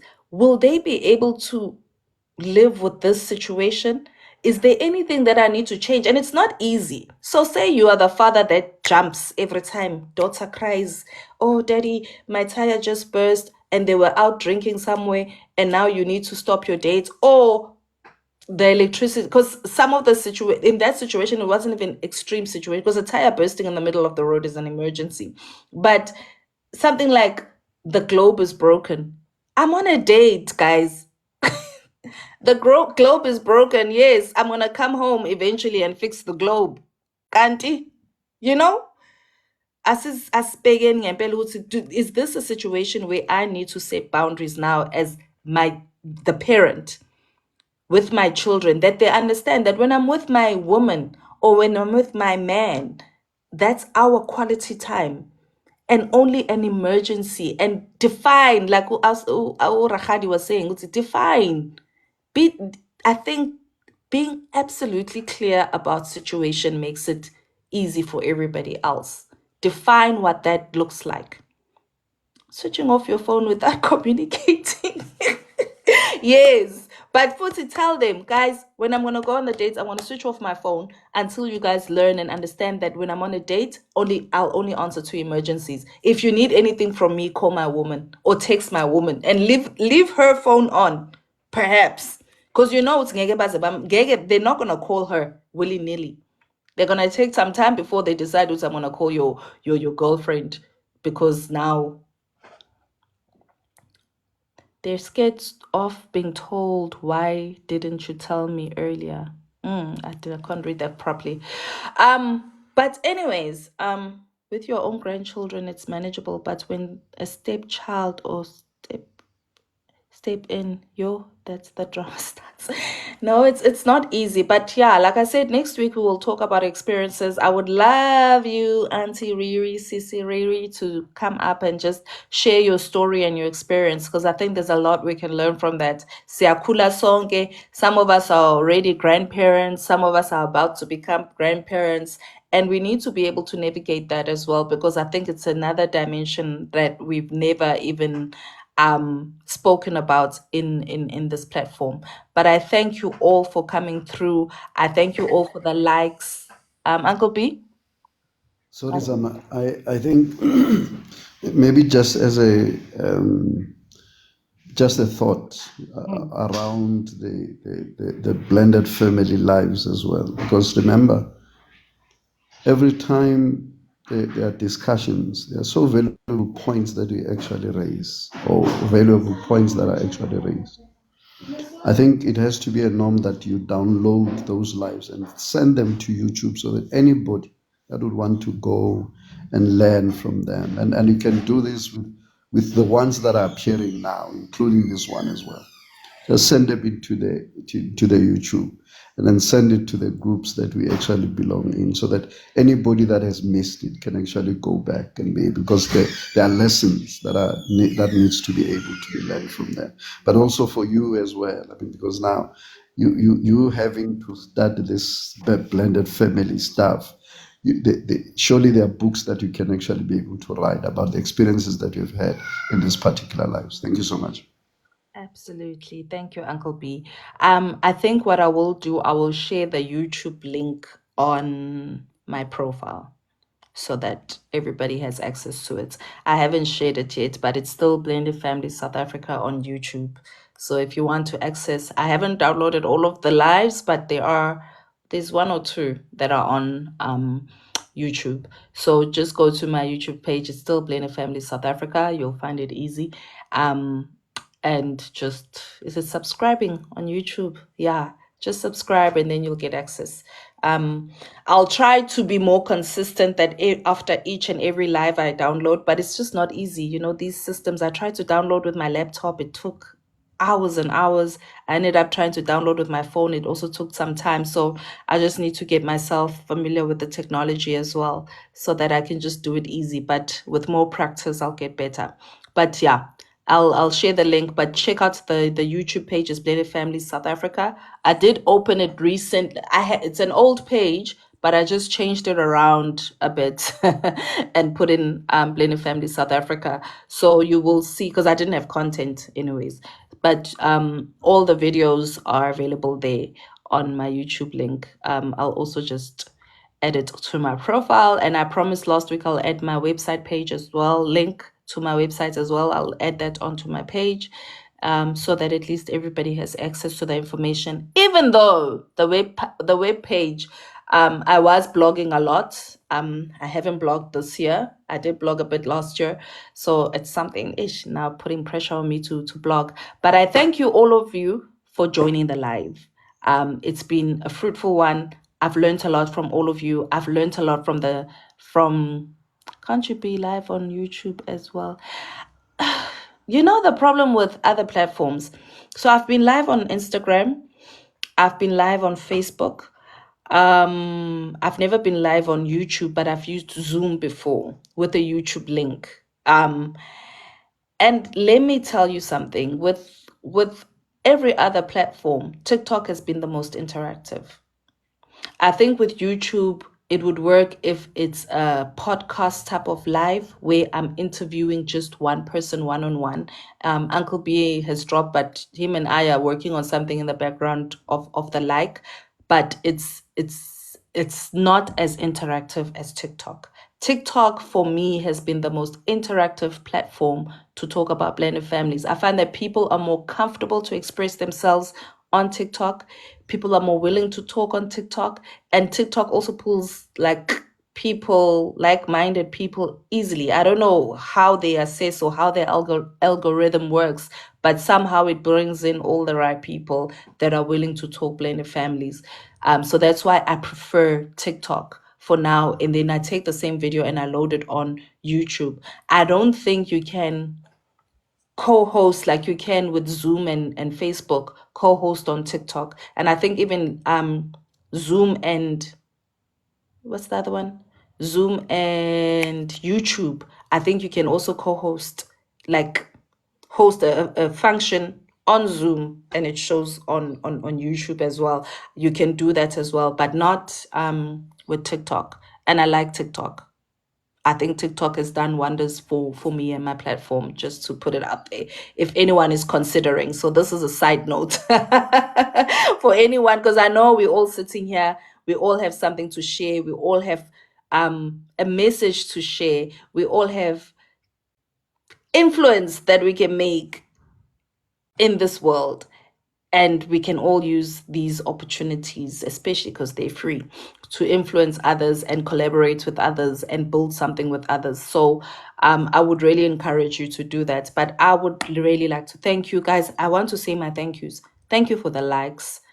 Thank you for joining the live. Thank you for the conversation, both on the chat and on the panel. I always get amazing panel discussions here. I think the team that, and I think it's God's doing, really. It's not my doing, because somehow we always have amazing people who always just are able to bring it all together for us, who are always able to just touch on a different point.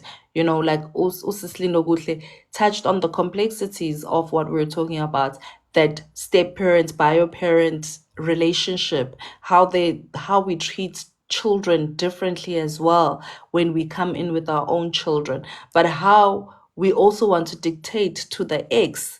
And now I see my partner dictating to an ex, and I'm like, what does this mean for me? And being authentically honest with your partner, saying that this is not okay. She gave us real life examples of what happens and the challenges that happen, so much that she even shared, like, hey, if we all just married like for like, maybe it would be easier as well. We have Rahadi, who's always just sharing her insights based on the topic, and we always have Rahadi last. I'm sure some people are like, why is she keeping Lerato waiting? We always have a last, because it's always nice to just, bringing someone here every week. It's a lot, and just for her to get that perspective from everybody and bring it all nicely together. I love the way she summarizes the topics, and the golden eggs that she leaves you guys with, the messaging that she leaves you guys with, the growth that she leaves us all with. Uncle B, I always bring him in also as well here. I'm very grateful for his support, and his message always resonates with men, and I think there's a lot of growth that young gentlemen, older gentlemen get on this platform through him. The two young gentlemen that we had on the platform as well, you know, seeing the learning and the growth. But as we've said, that when you have the experience of a blended family as a child, sometimes it's a bit easier for you to come into a blended family and be able to navigate a blended family yourself, because you've experienced it. And I know some of us meet people who come from nuclear families, and now are trying to be in a blended family, and it's harder for them than it is for you, because they don't know how to love someone who's outside of their family. And I think sometimes that's the challenge with some of the blended family relationships, where you've met someone who comes from a nuclear family, and it's just exceptionally hard for them to accept certain things that come with a blended family, even though they are the ones that are also coming in with children, but they just can't navigate it because they don't know what it looks like. Like Strova, Nkosi yami, Sislindo. Josie, Usjozi, Josie. Usjozi, like Usjozi was saying earlier. Eti, guys, a child needs a mom and dad. Someone said, so do we say parenting is gender related or something like that? And it's not the message he was bringing across, Suguti. Gender does play a role, but the message is not that only fathers are needed. No, gender plays a role. That's why children need both parents, especially when both parents are alive and kicking and they are not posing a risk, a safety risk or emotional risk to your child. Children need both parents. What Josie and I were trying to emphasize is the need for both parents to be there. The role, Java. What's her name? Hey, Kosiam. Hey, Yazin. Usjozi. But the need for kids to have both parents and the role that each parent plays for each child, whether it's a female or a male. Each parent has a positive role that they play. There are certain developmental stages that a child goes through where, because they've been influenced by their parent, they know now how to deal with those stages in life. They know how to nurture a woman because of how nurturing their mom was. They know how to be strict and strong for a family because their father said, Aibo, no one can bully you and you think they can get away with it. This is how you stand up for yourself. And fathers do that for both their girls and their boys. That's why they raise stronger women. Not let me say stronger women, strong women who are able to stand their ground but know their worth. And when you have an absent father, it's things that you need to conquer and work on, which is unnecessary if your father is available and there, or your mom is available and there.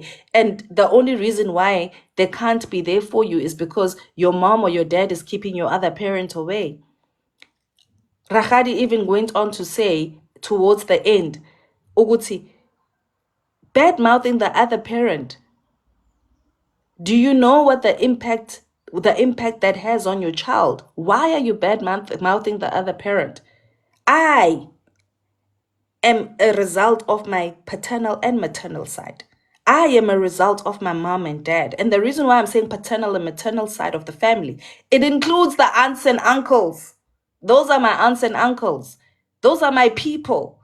I carry their genetics. If you speak badly of them, you speak badly of me because I carry those characteristics. I carry those traits. I carry that DNA as your child. Let's not deprive our children. Let's work through our egos. Let's understand our roles and responsibilities in these families. And I know nami ngikhuluma kakhulu nje ngiyayifanela no Ragadi no Uncle B. I think that's why see la. It's a thing we talk, but it's important because when we have a message to share, I think it's just the passion that we have about family and uplifting and building people that we want to, the message is so burning that we want to share it. Next week, I would really love to have William. I would really love to have Auntie Riri. I would really love to have Lindoguhle again. I would really love to have Auntie Mimi as well on board. And obviously Uncle B and Lerato are my co-hosts if they're available, and Lisa, just to share our blended family challenges and how we've navigated the relationship between co-parents and our co-parenting relationship between the step parents and the biological parents. I as a biological parent, I as a step parent, I as a new person coming into this relationship, and others as well. If you have a story to share, please come through. I'll start at 6 o'clock. Hey, 5 a.m. in winter is tough. But I'll start at 6 o'clock next Saturday. Please join me, and I hope you guys will be able to come in and bring in your inputs. I won't spend an hour opening up. We've already opened up. We've already had the discussion. What I would love is that in the first 10 minutes of the live, people are requesting, and we are diving straight into the topic next week at 6 a.m. Right. Uncle B hosts lives, like I said, like I always say, Mondays to Fridays, 3 a.m. This week has been tough because they were on holiday before that. So he was consistent for 2 weeks, 3 weeks. This week has been tough. Ngobubuyela emsebenzini. But it's 3 a.m. Every week, every day, 3 a.m. Monday to Friday. And then Friday night, it's the graveyard session.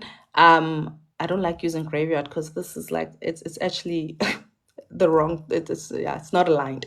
But at 10 p.m. he hosts a live as well. Monday to Friday, it's almost like a Bible study, religious type of setting.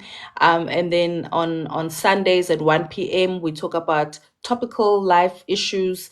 Oh, and Mimi is live at 7 today. Thank you for letting me know. I'm not gonna miss it tonight. Auntie Mimi is hosting today. I wonder if you're talking about our lukewarmness in our Christian belief. Please add that, but we will join Auntie Mimi later. And then I also want to share that Lerato, our coach, has a book. Please go on her page, click on the link, or contact her, DM her, so that you can have access to her book. It's how to overcome and I don't have it word for word verbatim, but I have my notebook here. I want to go back to it myself. Oh my gosh, my notebook. They write, they removed my notes. Okay, I say it's my notebook, but I stole my husband's notebook. The book's title is Are You Divorcing a Narcissist? Yes, I wanted to This say is it's our word guide. for word verbatim. Yeah, it's Are You Divorcing a Narcissist? And this book, it comes with a guide. So you can you can read the book alongside with the guide. The guide actually takes you through. So you have a reflection moment to reflect, how has this affected me? But like I said last week and the weeks before, is that this book for me is not only for people who are dealing with narcissists, because when a relationship ends, then most times there are some people who end peacefully, but there are certain traits that come out in people that can be very damaging to us. And so if you need to overcome certain things and get your power back, I think it will also just be a book that will help you find your way back to yourself. We also deal with negative people in other areas of our lives, and it could help you deal with that as well. And last but not least, I've also just have an online book that I want to share with you guys. Ish, but the platforms are just giving me a tough time. I said last week I was going to share the link, but work has been hectic, and hey, technology. I thought I'm good with technology, but I think it takes me time to work around it. But I will be sharing the free version of it very, very soon. Just give me time. I'm still figuring out how to pitch this to you guys, but it's a book about a blended family, just in general, and how everybody finds their uniqueness and power within this family. These books are it's a children's series on blended families. There is someone else who has approached me on Instagram who also wants to share their book, but I will just have a chat with them and see how we work around that, because I know there's a bit of, I don't know whether Discam can bring clicks into their space. I don't know how it works, but I want to see how we navigate that, because I don't want to agree to something and the next thing I shared this book and then this person says I've stolen their idea. You get what I'm saying? Meanwhile, I've done something myself. So it's just needing to work through that. But I personally love sharing people's progress, people's successes, and if I think something is of value to others, I would love to share it. But we're not always all in the same mindsets, like Rakhadir Lerato was saying. I may think it's something that's beneficial for everybody. I want to share it on my platform. The next thing I want to do my own stuff, and then it's conflict and people say different things. I've seen it happen on social media, people stealing ideas or whatever. So I don't want to fall into traps like that. So I'm not gatekeeping, I'm not keeping this information from you. I'm just figuring out how to work through it. But anyways, have a good weekend. I will see you at 7 p.m. today, listening on Uncle B on Rakadi Mimi's live, and then we'll see you again tomorrow at 1 p.m. on Uncle B's live, where I usually help him to co-host, but it depends on how heavy the topic is. Hopefully, I'll be feeling well as well to just be able to support him on that. Have a good one. Cheers, everyone.